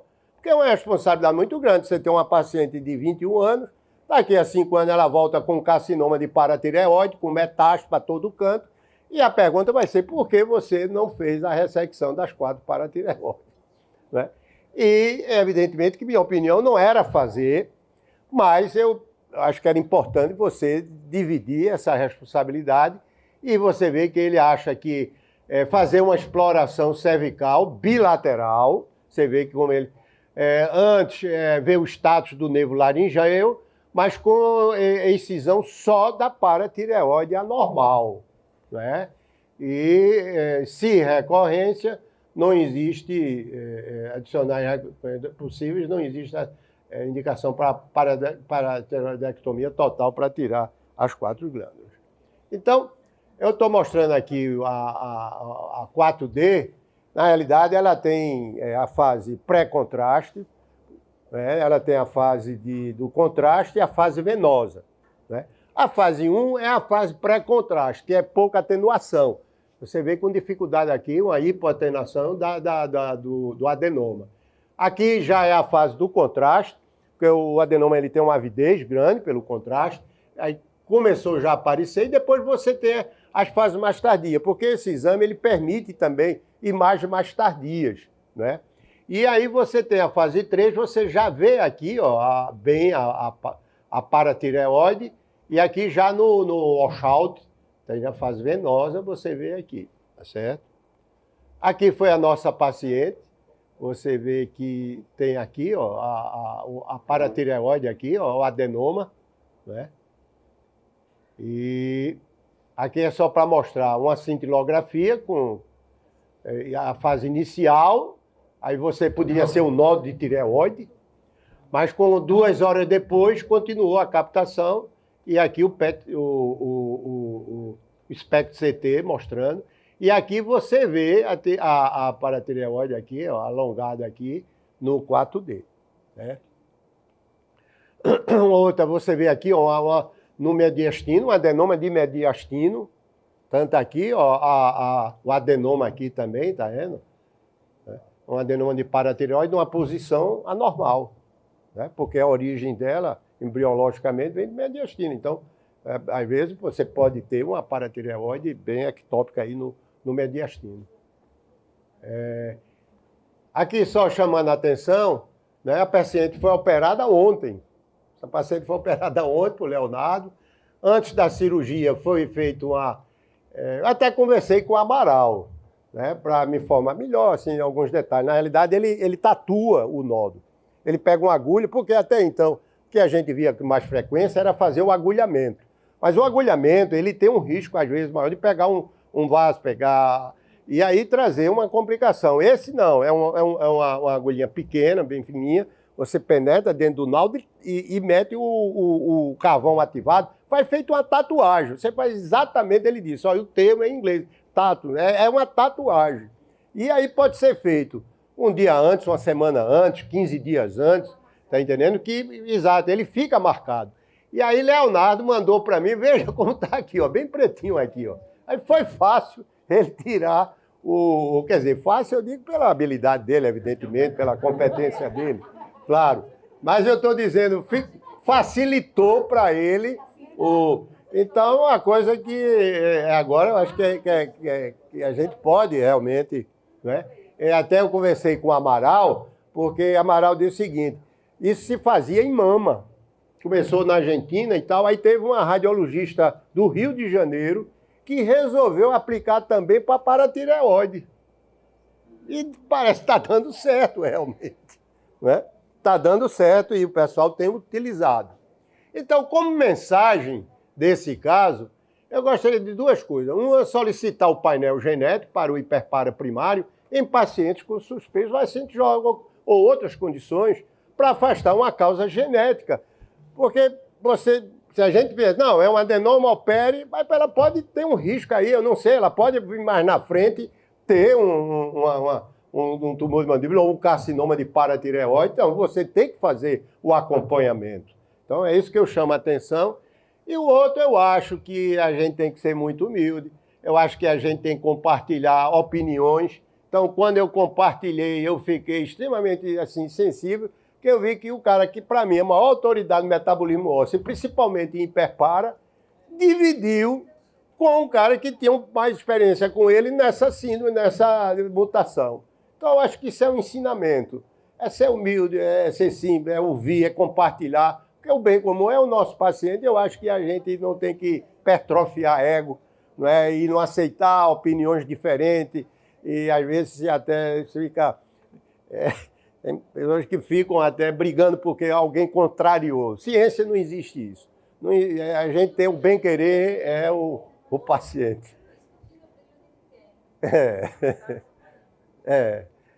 E a gente também dividir com sempre esses casos, como um incidentaloma de adrenal, em outras condições, você fazer uma equipe multidisciplinar, discutir com o seu cirurgião a melhor forma de abordagem. Você também pode conversar isso com o seu... Eu conversei isso com o Leonardo, mostrei para ele, a discutir com ele sobre esse caso. Sobre o radiologista, o cara que está lá fazendo 4D, você discutir com ele, o ultrassonografista, o médico nuclear, até o patologista, porque nós não temos aqui o kit para parafibromina. Eu conversei com Paulinha, que até foi minha ex-aluna, que é filha de Évio, né, neta de Adonis. Ela terminou descobrindo um cara em São Paulo que faz a parafibromina. Porque quando você tem essa mutação, você não expressa essa proteína, então tem mais risco de ter o tumor. Né? Então, ela conseguiu e a gente vai mandar para lá, para São Paulo. Eu não tenho o resultado ainda, porque a cirurgia foi ontem de manhã. Então, eu acho que aí esse caso não é questão de discussão, de controvérsia, mas é mais um caso, acho que eu achei interessante de trazer para vocês. Eu acho que esse aqui sim vai trazer algumas discussões. Eu vou ser extremamente rápido. Uma mulher de 70 anos de idade, sem história de fratura, e referindo a 5 anos, ela tinha um T-score na coluna de 3,2, 2,9 no fêmur total 2,5, foi iniciado. Esse caso, inicialmente, não foi meu, né? Eu estou apenas... Então, o colega iniciou o denosumab, que eu acho que é uma possibilidade, né, de fazer. 5 anos depois, tinha um T-score 2,6 na coluna, 2,5 no fêmur, 2,2. Por orientação dele, foi substituído por alendronato. Né? Então, a primeira pergunta é como você manusearia esse paciente no início? Qual teria sido sua conduta após 5 anos de denosumab nesse paciente? Teria mantido denosumab ou substituiria por outra droga antirreabsortiva? Então, eu acho que cada vez mais, não só em osteoporose, mas em diabetes ou outras patologias, é importante você estratificar o risco do paciente para você decidir sua terapia. Você tem que estratificar. Você não trata o paciente diabético, todo ele, da mesma maneira. Você estratifica o risco e você vai ver. Esse paciente aqui, eu vou usar um inibidor do SGLT2, eu vou usar um agonista dos receptores GLP-1, ou seja o que for, tá entendendo? Então, eu acho que é importante você estratificar, como nível de colesterol, né, de um paciente diabético, um coronariopata, você, alguns guidelines abaixo de 55. Então, você tem que estratificar risco para poder ver qual a sua melhor opção.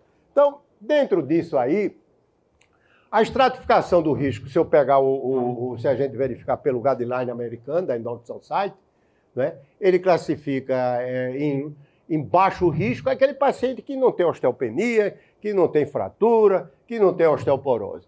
O moderado seria aquele paciente que tem apenas uma osteopenia, mas ele não tem osteoporose, ele não tem fratura, ele não tem um FRAX com indicação de tratamento. O de risco alto, ele já inclui um paciente que possa ter uma fratura, ou ele tem um T-score a nível já de osteoporose, abaixo de 2,5, ou um FRAX que tenha já indicação de tratar, que seria acima de 3% em 10 anos, o risco de ter um risco de fratura de colo do fêmur em 10 anos de 3%, ou de uma fratura maior de mais de 20%. E do alto risco, aqueles pacientes de múltiplas fraturas com um T-score abaixo de 2,5. Mas essa é a grande diferença hoje, que o guideline do RIS, ele faz algumas modificações, né? Então, ele considera o alto risco igual ao americano ali, do menos 2,5, da presença de osteoporose, e no Frax a probabilidade de risco de fratura. Mas você vê que no muito alto risco, ele define como uma fratura nos últimos 2 meses, porque quem tem uma fratura no primeiro ano tem um risco maior, tem uma outra fratura, ou múltiplas fraturas, ou um T-score abaixo de 3. Ele já considera como muito alto, não é alto risco. Para o ACE, é muito alto risco. Ou a probabilidade do risco de fratura pelo Frax, de mais de 30%, não 20%, como a gente utiliza normalmente, não é? Para as fraturas maiores, e 4,5% para a fratura de quadril. Então, esse seria um paciente de muito alto risco. Né? Se a gente pegar o guideline, ele estava usando a denosumab. Então, você vê aqui, o paciente de alto risco, ela era um paciente de alto risco ainda. Se a gente verificar, você vê que ele tinha um T-score ainda de 2,5 no colo do fêmur e 2,6 na coluna. Então, não era de muito alto risco, mas era de alto risco. Então, eu acho que é cadê aqui o slide? O guideline da Endocrine Society continuar a terapia ou mudar para uma outra terapia. Então, ele deu respaldo à conduta do colega. Né? Então, o denosumab, rapidamente, é um anticorpo monoclonal, né, que ele se liga ao RUNC, né, que está aqui o receptor aqui no osteoclasto, que para ser ativado ele tem que ter a ligação com o ligante. O que o denosumab faz na realidade é se ligar ao ligante, impedindo que ele se ligue ao seu receptor, e aí ele vai diminuir a atividade, diferenciação e aumentando a morte celular. Esse é o mecanismo do denosumab. Outro aspecto é que no estudo Freedom, que eu tive até a oportunidade, foram poucos centros aqui no Brasil, foi um estudo multicêntrico internacional, eu coordenei esse estudo aqui no Nordeste. Então, o Freedom teve 3 anos, quando ele comparou denosumab com o placebo, houve redução do risco de fraturas vertebrais em torno de 69%, 40% para colo do fêmur e 20% para fraturas não vertebrais. Mas houve depois a extensão do Freedom. A extensão foi aqueles pacientes que vinham com denosumab, continuaram com denosumab, e quem vinha em placebo passou para denosumab. Então, foi um estudo open label. E você vê que depois de 10 anos, os pacientes continuaram ganhando massa óssea e continuou mantendo a redução do risco de fraturas. Então, se houve benefício, uma possibilidade, a gente já vê por esse estudo, era ter continuado com denosumab. Mas vamos lá, né? Também. Então, como você manusearia esse paciente no início? Nossa conduta, uma teria sido, se você, veja bem, eu não estou dizendo que é a única ou é a melhor conduta, a medicina não tem isso, né? A gente discute opções baseadas na experiência, diretrizes, né, estudos científicos, ou possibilidades, né? Se eu pegar pelo guideline do ACE, ela tinha abaixo de menos 3,2. Eu poderia começar com a dose, que é isso que, na maioria das vezes, a não ser que o paciente, pelos custos, as drogas anabólicas são mais caras, então eu passo para uma droga antirreabsortiva. Mas poderia ter sido feito uma droga anabólica, 1 ano, de preferência pelo custo mais barato e por ser um período mais curto, o romosozumab. Ela não teria contraindicação, então eu faria 1 ano de romosozumab e poderia depois fazer uma droga antirreabsortiva, que poderia ser um bisfosfonato oral, poderia ser um bisfosfonato injetável, a solidrone, ou o denosumab. Né? Então, isso seria a conduta inicial. E a conduta depois de 5 anos? Né? Nossa conduta eu teria particularmente ter mantido. Se eu tenho um Freedom com 10 anos mostrando benefício, por que eu iria correr, quer dizer, eu iria mudar? Mas, evidentemente, a gente às vezes não tem detalhes, o paciente pode ter dito que não queria mais tomar por alguns motivos, Mas 8 meses depois ela apresentou uma dor na região dorsal e uma fratura em T10 e T12. Né? Ressonância magnética confirmou a presença de edema. O CTX fica um pouco aqui também, porque nessa fase inicial ele pode subir um pouco, mas não estava suprimido. Né? As fraturas provavelmente estão relacionadas com a suspensão do denosumab. É claro que é importante a gente ver também adesão de tratamento e avaliar alguma causa secundária. Isso é extremamente importante. Antes de qualquer coisa, afastar também uma causa secundária. De PTH, função tiroidiana, eletroforese das proteínas, o cara pode ter desenvolvido depois um mieloma. Então, é importante fazer aquela avaliação. Então, esse foi um caso clínico, esse caso não é meu, foi publicado, desculpa aqui não está dando a referência, mas só para mostrar, por exemplo, o CTX. Veja o que é que ocorre. Isso aqui é o baseline. Né? Quando ele tomou denosumab, depois de alguns anos, você veja como estava o CTX lá embaixo. Quando parou o denosumab, onde o CTX foi? Dobrou muito mais do que o baseline. Ou seja, você tem um aumento grande do turnover ósseo quando você suspende o denosumab. Só alguns comentários rápidos. As fraturas vertebrais após a suspensão do denosumab. Então, as fraturas ocorrem, em geral, após 8 a 18 meses da última dose, mas pode ocorrer menos. Pode ocorrer com 3 meses, com 4 meses. Certo? Os pacientes em uso acima de 2 anos apresentam maior risco. Vértebras, geralmente, T12, L1 e T11, 23% em uso de inibidor de aromatase. Né? Paciente submetido à vertebroplastia. Mas os 2 grandes fatores de risco é o paciente que tem tido uma fratura antes ou durante o tratamento ou mais 2 anos de medicação. Né? Então, a descontinuação do denosumab deve ser sempre seguida de um antirreabsortivo, mas foi o que o colega fez. Mas tem vários casos já descritos na literatura, mesmo após alendronato ou ácido hidrônico, porque eles não conseguem, às vezes, impedir reduzir esse turnover ósseo. E aí você vê esse estudo aqui publicado, você vê que após 7 anos houve a parada do denosumab, veja a perda aqui na coluna e na perda do colo do fêmur. Quer dizer, os pacientes perderam. E esse estudo aqui, ele teve 2 anos, a primeira fase foi apresentada acho que foi na Endocrine Society, e o segundo ano do estudo no ESBMA.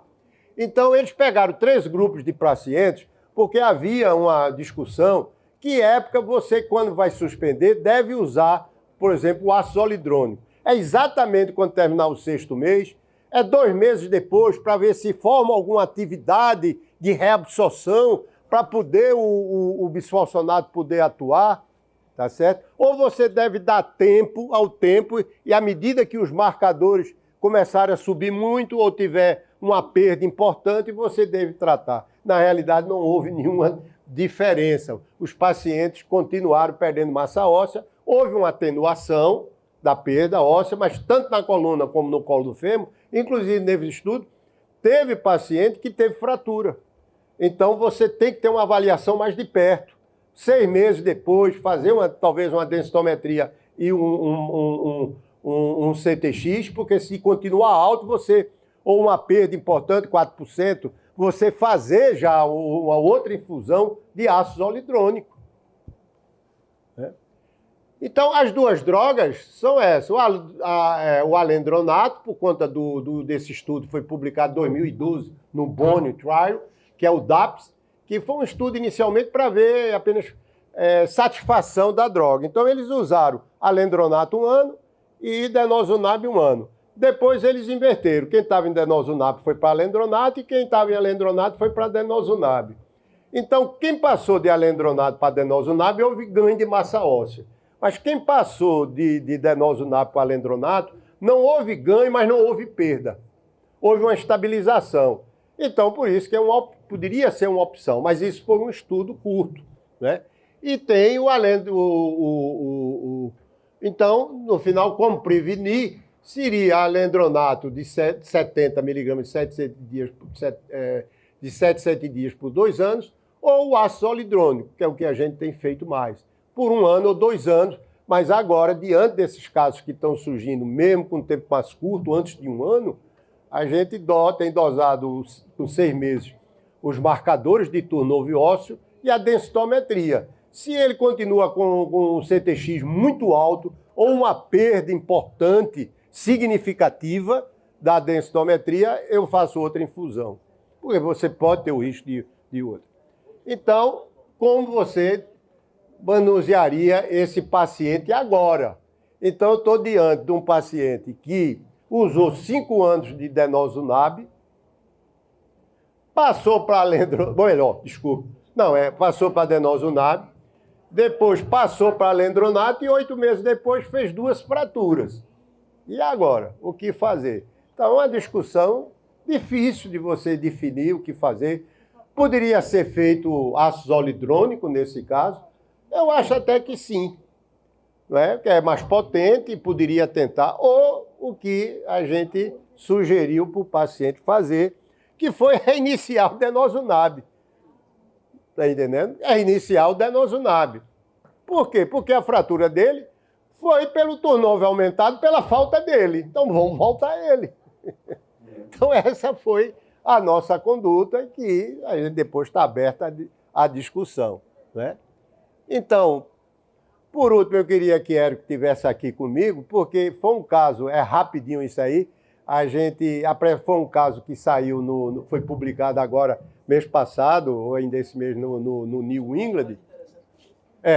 No New England, não é? Em que é uma paciente que é o nosso dia a dia, é uma paciente de 71 anos de idade, que recebeu um diagnóstico de osteoporose aos 66 anos, ou seja, 5 anos atrás, com uma densitometria que tinha um T-score no colo do fêmur de 2,7, né? E não tinha tido fratura e nenhuma história de queda. Então, ela não era uma paciente assim de muito alto risco. Então, ela vinha com alendronato desde há 5 anos, mas que tinha uma osteoporose e que, depois dos 5 anos, o T-score dela estava 2,6. Ela não ganhou massa óssea, estabilizou, né? Então, foi colocada em discussão essa paciente de 5 anos, em uso de alendronato, né? Que depois não houve ganho de massa óssea, e se você pararia a medicação ou você continuaria com algum tipo de tratamento. E aí eles pegaram 2 grandes médicos, um da Universidade de Sheffield, que é o professor Richard Issel, e um outro que é endocrinologista, e o outro que é nefrologista, na realidade. O Paul Miller, que é da Universidade do Colorado, é um cara brilhante, sempre está nos congressos da Endocrine Society, da SBMA, mas ele faz mais nefro. Mas não é nem por isso. Eu acho que, às vezes, quando você faz essas discussões, você pede um para ser contra e o outro para ser a favor, né? Eu me lembro que aqui aconteceu um fato muito engraçado, um dos Zen do Recife, há muito tempo atrás, que um dos nossos amigos conterrâneos, que mora fora aqui de Recife, no Rio, a missão dele era ser contra a sibutramina. Mas ele falou mais defendeu mais a sibutramina do cara que iria falar da sibutramina. Então, quando você aceita ser contra, você tem que argumentar. Não é você ficar, tá entendendo? E que eu acho que foi isso que ocorreu com o Paul Miller, né? Mas antes de entrar na discussão, e eu vou pedir a Érico para depois conduzir a discussão, eu queria só lembrar, né, que os bisfosfonatos, eles são semelhantes aos pirofosfatos, só que há uma substituição do átomo de carbono ou do oxigênio pelo carbono, o que confere uma maior resistência à hidrólise dessa molécula. Tem 2 radicais, R1 e R2, o que está relacionado o R1 com a afinidade e o 2 com a potência. Então, os bisfosfonatos não são iguais. Você tem bisfosfonatos mais potentes, como o ácido zoledrônico ou alendronato, e menos potentes, como o risidronato e o bibandronato. E bisfosfonato que tem um efeito residual maior, como o alendronato e o ácido zoledrônico, e outros menos, como o risidronato e bandronato. Isso é importante, porque quando você for fazer o droga holiday, você não vai fazer um droga holiday com ibandronato ou com risidronato por 3 anos, 4 anos, não dá, é 1 ano, tá entendendo? Exatamente, porque o período, o efeito residual dele é pequeno, né? E aqui, só para mostrar o mecanismo de ação dos bisfosfonatos, que é na via do colesterol do mevalonato. Ele inibe essa enzima aqui, a farnesil pirofosfato, impedindo a prenilação de determinadas proteínas que impede o Ruffle border, que é essas bordas escovadas aqui. Veja aqui, tá certo? Ele pega, como ele se fixa ao osso, aos osteoclastos especificamente, é através dessas bordas escovadas. Se é que a gente pode dar essa tradução para o Ruffle border, não é? Porque bordas ondulantes é mais difícil, eu acho que fica melhor com bordas escovadas. Ele se fixa ao osteoclasto. Então você vê que ele perde esse Ruffle border, essas bordas escovadas, ele não consegue se fixar, então ele perde a função e há um aumento também da apoptose. Isso é o que ocorre nos aminos bisfosfonatos, que são aqueles de segunda geração, como o pamidronato, como o alendronato, e os de terceira geração, ibandronato, isidronato e ácido zoledrônico, né? Então, uma das preocupações dos bisfosfonatos são a osteonecrose de mandíbula, que é raro ocorrer, e as fraturas atípicas de colo do fêmur. Então, para vocês terem uma ideia, por exemplo, quando você usa ácido zoledrônico para osteoporose, você usa o quê? 5 miligramas de ano em ano, digamos, por 3 anos, na maioria dos casos. Ou naqueles de alto risco, você faz uma extensão por mais 3 anos. No tratamento de câncer, é 4 miligramas mensal. Então, no ano, você tem 48 miligramas contra 5 miligramas. Né? Quando eu faço denosumab, eu faço 60 miligramas de 6 em 6 meses. Então, no ano, eu dou 120. O tratamento para metástase óssea com denosumab é 120 por mês. Então, multiplique por 12. Então, é claro que essas complicações surgem mais nos casos de pacientes que estão sendo tratados com câncer. Pode ocorrer no tratamento da osteoporose? Pode, claro. Mas o risco é pequeno. Você tem que tomar algumas preocupações, principalmente para a osteoporose de mandíbula. Você vai sempre perguntar. Nunca deixe de perguntar. Você vai fazer algum tratamento dentário? Fez alguma revisão dentária? Não, está tudo bem, inicie. Não, eu vou começar. Não, faça, depois volte. Porque às vezes o paciente não está informado, né? E aí ele depois vai iniciar o tratamento, 2 meses depois, 1 mês depois, e o odontólogo vai perguntar: você está em tratamento para osteoporose? Estou. E você está tomando o quê? Não vou fazer. Aí o paciente vai chegar para você: mas doutor, o senhor me perguntou, eu ia fazer um tratamento e tal. Era esperar 1, 2, 3 meses, depois eu iniciaria. Então é importante a gente estar bem ligado nessas coisas. Então você vê aqui que o risco é muito pequeno de 1 para 8, praticamente, 100 mil pacientes em 2 anos. Se você vê em 8 para 9, há quase 10 anos, é de 113 casos para 100 mil. Então o risco é pequeno, mas pode ocorrer.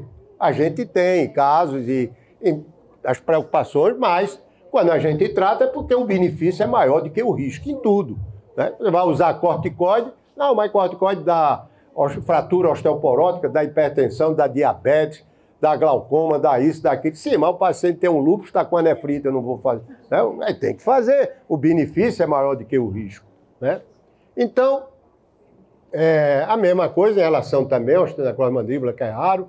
E a questão do droga holiday, ele vem através de 2 grandes estudos, o FLEX e o Horizon, né? O FLEX foi uma extensão do FIT, em que um grupo de pacientes tomou placebo, outros alendronato. Depois de 5 anos, o grupo que estava com 5 anos de alendronato continuou com alendronato em 5 e 10, e o outro grupo que estava em alendronato foi para placebo. Então, o que foi que eles verificaram? Que houve uma perda de massa óssea, mas, mesmo assim, em relação ao baseline de 10 anos atrás, você ainda teve benefício, né, em quem tomou 5 anos e depois passou para placebo. E houve redução de fraturas vertebrais, mas não de colo do fêmur, nem não vertebrais. Ou seja, quem continuou por 10 anos de alendronato, comparando com quem usou 5 anos e depois passou para placebo, a redução foi para fraturas vertebrais, mas não para fraturas não vertebrais e de colo do fêmur. Mas quando eles fizeram uma análise depois desses pacientes, eles verificaram que os pacientes que tinham um T-score, mesmo sem fraturas vertebrais, mas um T-score de menos 2,5, né, houve uma redução do risco de fraturas não vertebrais, né? Então, como se o T-score do colo do fêmur fosse um alvo, né? A mesma coisa no Horizon. O ácido zoledrônico versus placebo reduziu o risco de fraturas em 3 anos, mas depois da extensão até 6 anos, os beneficiados foram aqueles que tinham T-score no colo do fêmur, ou no fêmur total, abaixo de 2,5. Continuou com redução. Então, pacientes que não estão dentro desse grupo, que tenham tido fratura antes ou durante, ou um T-score no colo do fêmur, eles não teriam benefício. Você podia fazer a suspensão transitória dos bisfosfonatos para diminuir o risco sobretudo de fratura atípica, que já com 2 anos você tem uma redução importantíssima, né? E aí isso levou a força-tarefa da Sociedade Americana de Metabolismo Ósseo, de que depois de 5 anos de alendronato ou 3 anos de ácido zoledrônico, se você deveria estender o tratamento de 5 para 10 ou de 3 para 6, ia depender de 2 coisas. Ou se você tivesse tido uma fratura antes ou durante, ou se o T-score no colo do fêmur fosse abaixo de 2,5. Se não, você deveria considerar o droga Holiday. Então, aqui está, eu vou passar aqui para Érico. Isso aqui foi a opinião do Richard Steele, que ele considerou o quê? Um paciente de 5 anos já de bisfosfonato, a preocupação seria uma fratura, né, atípica, de subtrocantérica, ou da região da diáfise, ou de uma necrose menos ainda de mandíbula, e que, mas que o risco nessa paciente era pequena, e que, falando do efeito residual, e que essa paciente ela não parece ter um risco muito aumentado de fratura típica, porque ela não estava nem em glicocorticoide, nem tinha um índice de massa corpórea 18,5. Até achei interessante isso aqui. A gente sabe que o índice de massa corpórea é baixo, mas eu não sabia que estaria relacionado até assim do ponto de vista de você decidir por conta da abaixo de 2,5. Claro que sarcopenia também, né? E outra coisa que ele podia ter colocado é asiático, né? Também. O risco é muito Maior. né? E aí, ele coloca que, desse modo, os benefícios seriam maiores do que os riscos, né? E agora, apenas antes de recomeçar o bisfosfonato, eu queria saber se essa paciente estava em adesão. Isso é uma coisa muito importante. Isso a Sociedade Europeia de Metabolismo Ósseo e Densitometria tem sugerido que quando você iniciar um bisfosfonato oral, você faça um CTX com 3 meses, para ver a adesão ao tratamento. Então, se você tem uma supressão desses marcadores, é porque o paciente está tomando e, com certeza, a droga vai atuar. Está entendendo? Então, ele diz aí que pediria o marcador se tivesse alto ou você não tivesse acesso a esse marcador, ele teria feito o ácido zoledrônico. Porque o que ele considera é que houve um ganho muito discreto de 1% só de massa óssea. Mas depois eu vou levar essa discussão mais para frente. Eu acho que o importante é isso. Não é quem somos nós para poder discordar, não é questão de discordar, mas eu acho que a gente tem que levar também em consideração outras coisas. Não é? E isso é um aprendizado que a gente também tem. Eu me lembro 2 coisas. Uma foi Porque às vezes eu discuto com os residentes, ligam e vai discutir um caso. Eu digo, não se preocupe, não quer dizer que porque eu tive uma opinião diferente, aí você, por não ter os cabelos brancos como eu tenho, eu é quem está certo. Não, às vezes são 2, 3 alternativas. E eu estava num congresso da Endocrine Society, numa discussão, teve um médico, eu pensei, minha conduta seria essa. Aí o primeiro foi totalmente diferente. Pô, aí da segunda é diferente. Pô, o da terceira concordou naquilo que eu pensava em ser. Ele concordou não, ele externou a opinião. Então, isso eu aprendi. Às vezes eu chego para o Bilizinho que eu apresento um caso, ele tem opinião. No começo eu ficava arrasado. Aí depois eu comecei a ver, quando eu falava com o Walter Clark, ele também tinha uma opinião diferente. Eu falava com outro, tinha uma opinião diferente. Eu digo, pô, então não é assim. Eu acho que são opiniões que, exatamente, do bom senso, não está nos guidelines. O problema é quando não está nos guidelines, é seu bom senso, é sua experiência, e cada um vai ver. Exatamente. Então, eu digo sempre isso para não ficarem assim ansiosos e achar que tomaram alguma atitude que não foi a correta. Pode até ser melhor do que a nossa, evidentemente, né? Então, ele teria pedido os marcadores e, no fundo, ele achou que deveria continuar com o tratamento, mas sugerindo fazer ácido zoledrônico, não é? Porque ele não tinha o CTX. Já o Paul Miller, que é o nefrologista, ele levou em consideração, dizendo que apesar dessa paciente ser de risco, ele calculou o FRAX. Primeiro que essa paciente é de risco, porque ela tem ainda menos 2,6 no colo do fêmur. Isso é risco. Por tudo que a gente falou antes, do Flex, do Horizon, da diretriz da SBMA. É difícil dividir qual é o maior risco. Qual é o desses aí? Quando você vai botar na balança, qual é o que tem o maior risco? Mas o Frax, se é o score T. Sim, mas teria risco. Então, eu acho essa opinião dele é assim, não pode ser totalmente... Não, ele até considera que essa paciente é de risco, mas ele não levou em consideração que ela tinha, depois de 5 anos, menos 2,5 no colo do fêmur, que continua sendo um paciente de risco. Né? E por conta disso, ele termina achando que não deveria fazer nenhum tratamento por conta do risco de fraturas atípicas e tal, e sugere suspender a medicação e acompanhar com os marcadores de turnover ósseo e a densitometria. Né? Então, eu coloco isso aqui, eu quero ver a opinião de Érico e depois de vocês, mas essa foi a nossa opinião. Para nós, essa paciente persiste de alto risco por isso. O risco de fratura no colo do fêmur acima de 3% definido pelo FRAX e o T-score no colo do fêmur de menos 2,6 no final do tratamento, que está bem definido, que aqueles pacientes que têm abaixo de menos 2,5 depois de um tempo, continuam sendo de risco e o tratamento vai reduzir risco de fraturas. Então, considerando ser uma paciente de baixo risco para fratura típica, como o Richter Steele mostrou, e persistir com risco elevado de fratura, poderia verificar os marcadores de turnover ósseo e, se não suprimido, passar até para ácido zoledrônico, como sugeriu ele, é uma possibilidade.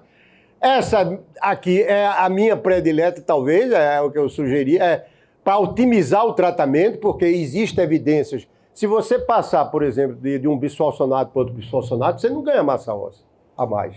Mesmo que passe por um mais potente, como o ácido zoledrônico. Mas se você passar de ácido zoledrônico para denosumab, você aumenta a massa óssea. Então eu otimizaria essa paciente. Eu teria passado, por ela ser de alto risco, e para otimizar o tratamento, eu teria feito denosumab nesse paciente. Mas consideraria também, aí onde eu entro também em discussão, eu quero ver a opinião de vocês, manter o alendronato, por que não? Em razão de não ter havido declínio da massa óssea, nem ter surgido fratura. Se você pega a falha de tratamento, não é só a massa óssea estável, não. Eu me lembro que o Papadopoulos, que é um grego que passou muito tempo na Holanda, é um dos caras brilhantes que eu vi, acho que ele se aposentou agora, que ele diz o seguinte, quando chega no meu paciente, ou chega no meu consultório uma paciente, digamos, estava com 2,8 e ficou em 2,9. Ele, parabéns, você ganhou massa óssea. Isso não significou nada, né? Porque você queria ver. Mas aí ele dizia, ela sai satisfeita. Para quê? Para ter adesão. E se caísse do contrário de 2,9 para 2,8, ele, parabéns. Ela dizia, porque eu perdi? Não, isso está estável, não significa nada, está melhorando a qualidade do osso, está estável, você não teve fratura, parabéns, o que importa é o desfecho. Na realidade é o desfecho. Exatamente, né? é o evento. Quando eu uso colesterol, é um remédio de colesterol para não ter infarto. Se o paciente não está com desfecho da patologia, então ele, parabéns, tá entendendo? Então, eu acho que se essa paciente não teve, eu estou principalmente no caso de SUS, que a gente não teria como nem tem denosumab, nem teria justificação para denosumab, até mesmo no dia a dia, ela não teve falha de óssea. O fato dela não ter ganho, mas ela não teve fraturas, né? Eu não tive um marcador de turnover ósseo, tudo bem, mas ela não perdeu massa óssea.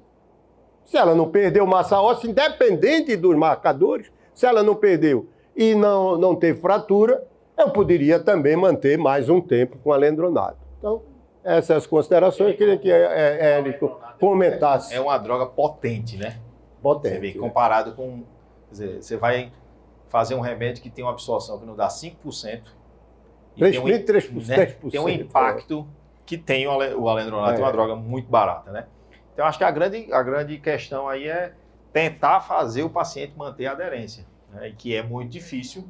Eles mentem muitas vezes. Por isso que o marcador de remodelação é importante para definir isso. Então, hoje mesmo a gente atendeu uma paciente e disse exatamente isso. Ela estava bem, mas já fazia muito tempo entre uma consulta e outra, parou o remédio há 2 meses, sem ter um evento nenhum que justificasse, né? Ela estava com 2 anos só de tratamento, merecia tratar, tem uma osteoporose bem definida, um score T no fêmur de 2,8, eu acho, e não teve nenhum evento. Então, se não houve falha terapêutica, e se você consegue mostrar que ela tem aderência com o marcador de remodelação, não vejo motivo para mudar, especialmente numa população mais pobre, né?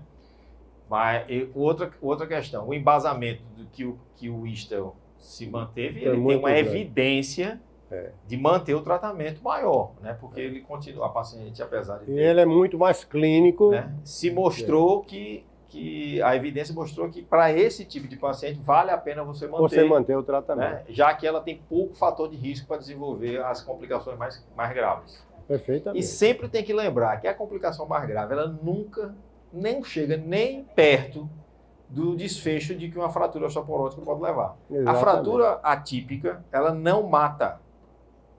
Ela tem menos morbidade e mortalidade. São fraturas diferentes. A osteoporótica é uma fratura cominutiva, o paciente sangra, ele deforma. A fratura atípica, ele não morre. Ele é feio, fica deformado, vai ter que fazer uma cirurgia, mas o paciente não morre. É completamente diferente. E quando você vai botar morbidade e menos mortalidade. A proporção de que a fratura atípica em relação à fratura atípica em relação à fratura típica é mais de 10 vezes menor, mesmo nos grupos de mais alto risco. Que são esses que o Dr. Gris comentou, mais magra, mais velha, mais tempo de uso, acima de 8 anos, asiático, né? Então esse grupo é um grupo que tem maior chance de ter fratura atípica. E mesmo assim, os pacientes, a fratura atípica ela não mata. Então não tem o que comparar. É incomparável, né? E a osteonecrose de mandíbula é um negócio mais raro ainda, se você for ver. Então, o embasamento do Istel é muito mais forte para defender o uso da manutenção da medicação. Mas só voltando para a sua paciente, que é mais interessante do que esse caso aí, que teve a fratura, como você vai conduzir, né? Aquela história de que você usar ou alendronato ou zelendrônico pós-denosumab é semelhante, né? Eles não conseguiram mostrar um melhor do que o outro. Não tem head-to-head. Mas o desfecho, quando você compara um estudo com o outro, foi praticamente semelhante. Eles se equivalem, aparentemente. Inclusive, se esperava, até teoricamente, mais com alendronato, porque como você faz uma infusão, ele atua mais rápido, e o que se acreditava é que você precisaria ter mais tempo de cavidades reabsortivas, e nesse caso, você fazendo alendronato, seria mais pertinente ele ter uma ação melhor. Sim. Tá entendendo? Agora, o que a gente vê na prática é que tem tido casos de quando você para, tanto com alendronato como com a solidrônica. Então, o fato de você dar não significa que a gente não vai ter uma múltiplas Uma fratura, fraturas. Então, eu acho que, pelo menos assim, o que a gente tem feito hoje é avaliar o paciente mais cedo. Em vez de 6 meses, 3 meses, ver o marcador, Sim. 6 meses. E se ver 6 meses marcador, porque às vezes a fratura ocorre até antes. Talvez se ela tiver até mais alto, você fazer já, não antes de 1 ano, fazer um novo ciclo, uma nova infusão do ácido solidrônico, né? Eu acho que essa é que fica a mensagem para fazer. Foi bom. Finalizar, né? Ok. Acho que o debate foi bom. Se empolgamos aí com o retorno ao presencial, né? Eu não exagerei quando eu falei que a gente tem os melhores, né? Não exagerei. Mas assim, só um comentário, né, Érico? A osteomalácia é uma das doenças que mais provoca dor. Foi uma coisa que me impressionou quando eu vi um caso, né? Mas assim, é muita dor, é muita, assim, os pacientes ficam muito debilitados. Muito debilitado. E pior, eles ficam com o rótulo de que são psicológico, né? Tem algum efeito. É psiquiátrico, né? psiquiátrico. Isso é que eu acho mais grave. E se você for ver, a maioria dos pacientes são jovens. Você vê aquele grupo ali que Isso. não encontrou, depois de 7 anos de procura, tinha 57 anos. Todos os pacientes que eu vi, todos eram abaixo de 40 anos. E às vezes é um Todos. lipoma que fica no subcutâneo, Então- e você não consegue achar, né? É muito... Alguém quer falar? Não, veja bem, nós temos... obrigado pela pergunta. Nós temos dados pelo menos até 10 anos. Mas já tem alguns dados já dizendo que você pode continuar por mais tempo. Não é? Então, porque o risco é esse. É você parar, suprimir demais o turnover ósseo, e quando você parar não tem uma droga que compense, porque o denosumab é muito mais potente do que os bisfosfonatos. Não tem ainda, né, que possa impedir essa perda. A gente mostrou naquele estudo, mesmo quando você faz o ácido solidrônico, você atenua a perda, mas não impede a perda. Você atenua. E pode ter fraturas. Vários casos descritos de pacientes que pararam, mesmo em uso de ácido solidrônico ou alendronato, alguns casos, né, pode continuar a ter, mas você atenua esse risco. Mas é o que nós temos. Se depois você resolver parar, você vai ter que fazer uma das duas drogas e talvez ter um acompanhamento mais de perto, tá entendendo? Mas eu acho que você, pelo menos 10 anos, né, é o tempo, e até mais. Hoje em dia já tem algumas evidências que você pode até prolongar mais, né, o denosumab, até para não correr esse risco.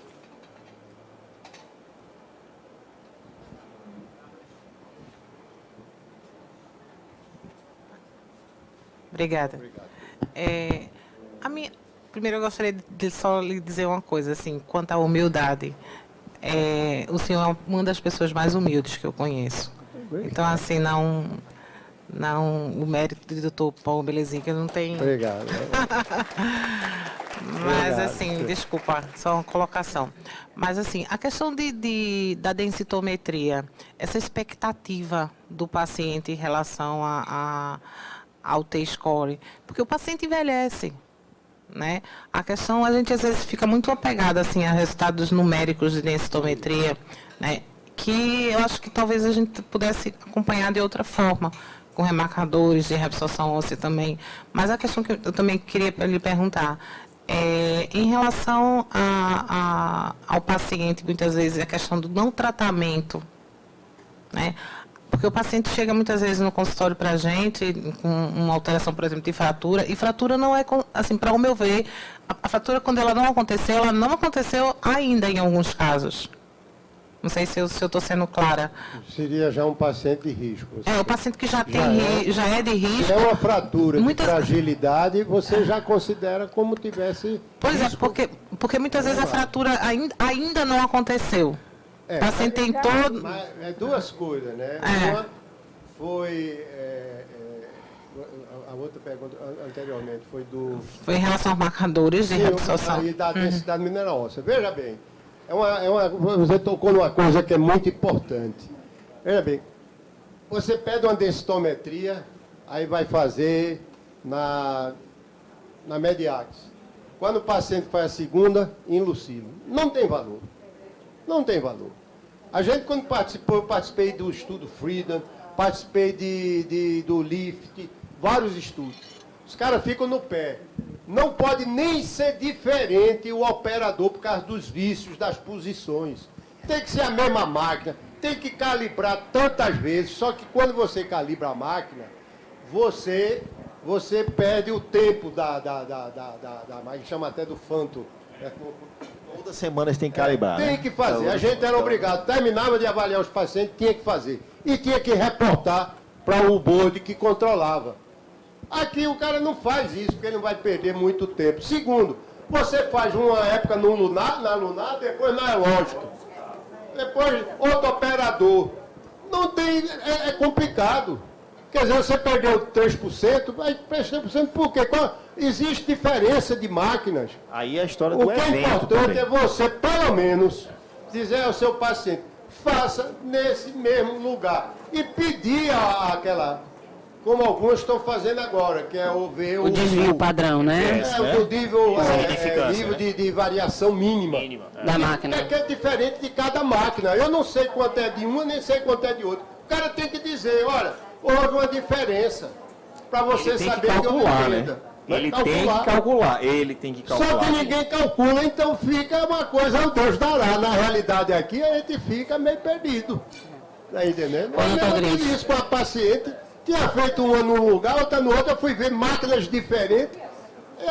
Olha, eu não posso comparar. Ou a senhora repete essa daqui que fez o ano passado, ou a senhora faz outra próximo ano nessa daqui. E o raio-x? Não, o raio-x é importante. A frequência. São duas coisas, só para terminar a pergunta dela. A maioria das pacientes que fraturam não são em osteoporose.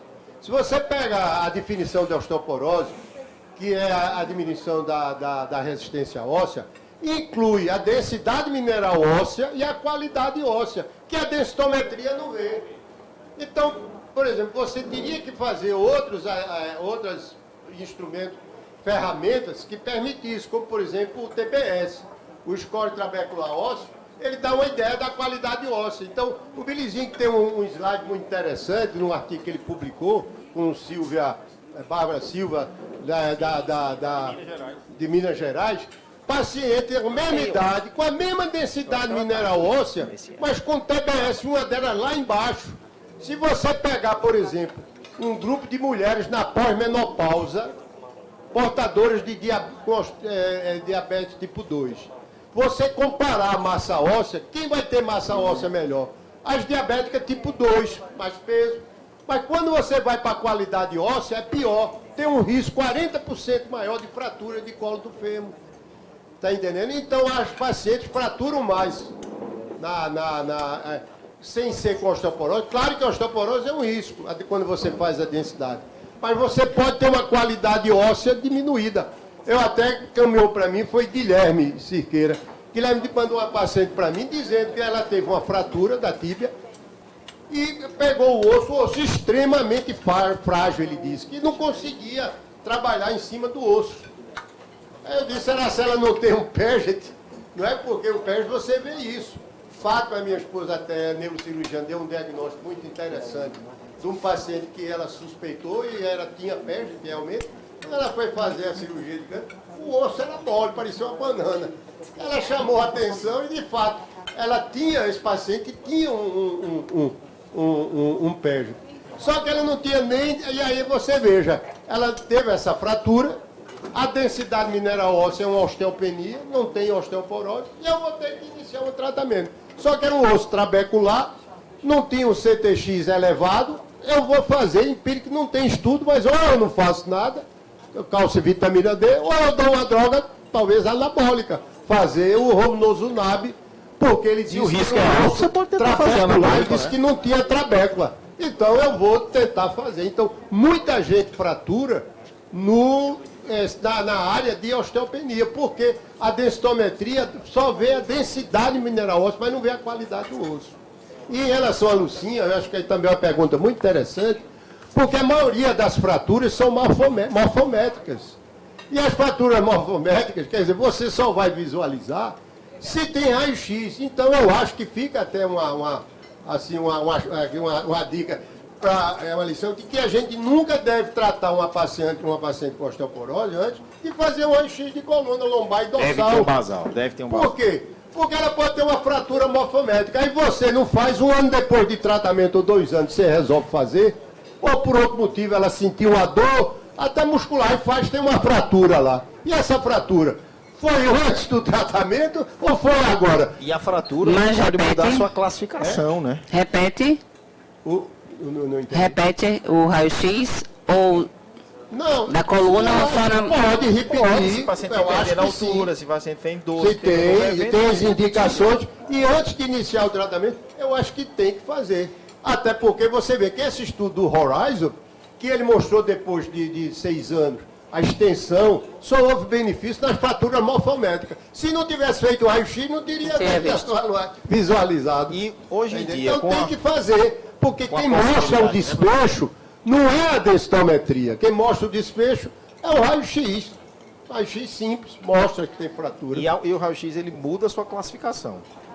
Estratifica o Estratifica maior risco. diferente. Se você tem uma densidade nem tão baixa, mas se ele já tem uma fratura morfométrica, Vai ser de é altíssimo risco. Você já tem que mudar. Já tem um desfecho. Então esse doente já deve Quantas ser vezes a gente... para anabólico. a gente não vê um paciente, não tem Claramente. hiperdislipidemia, não é diabético, não tem não sei o quê, não tem aquele outro, tem um infarto. Existem outros fatores, é a mesma coisa na osteoporose. O paciente está lá com 1,4 e uma fratura. Vamos, cavalheiros, por favor. conseguindo ver. Parabéns, Obrigado, foi foi ótimo. Eu realmente não estava enganada. Bom demais. Sempre bom.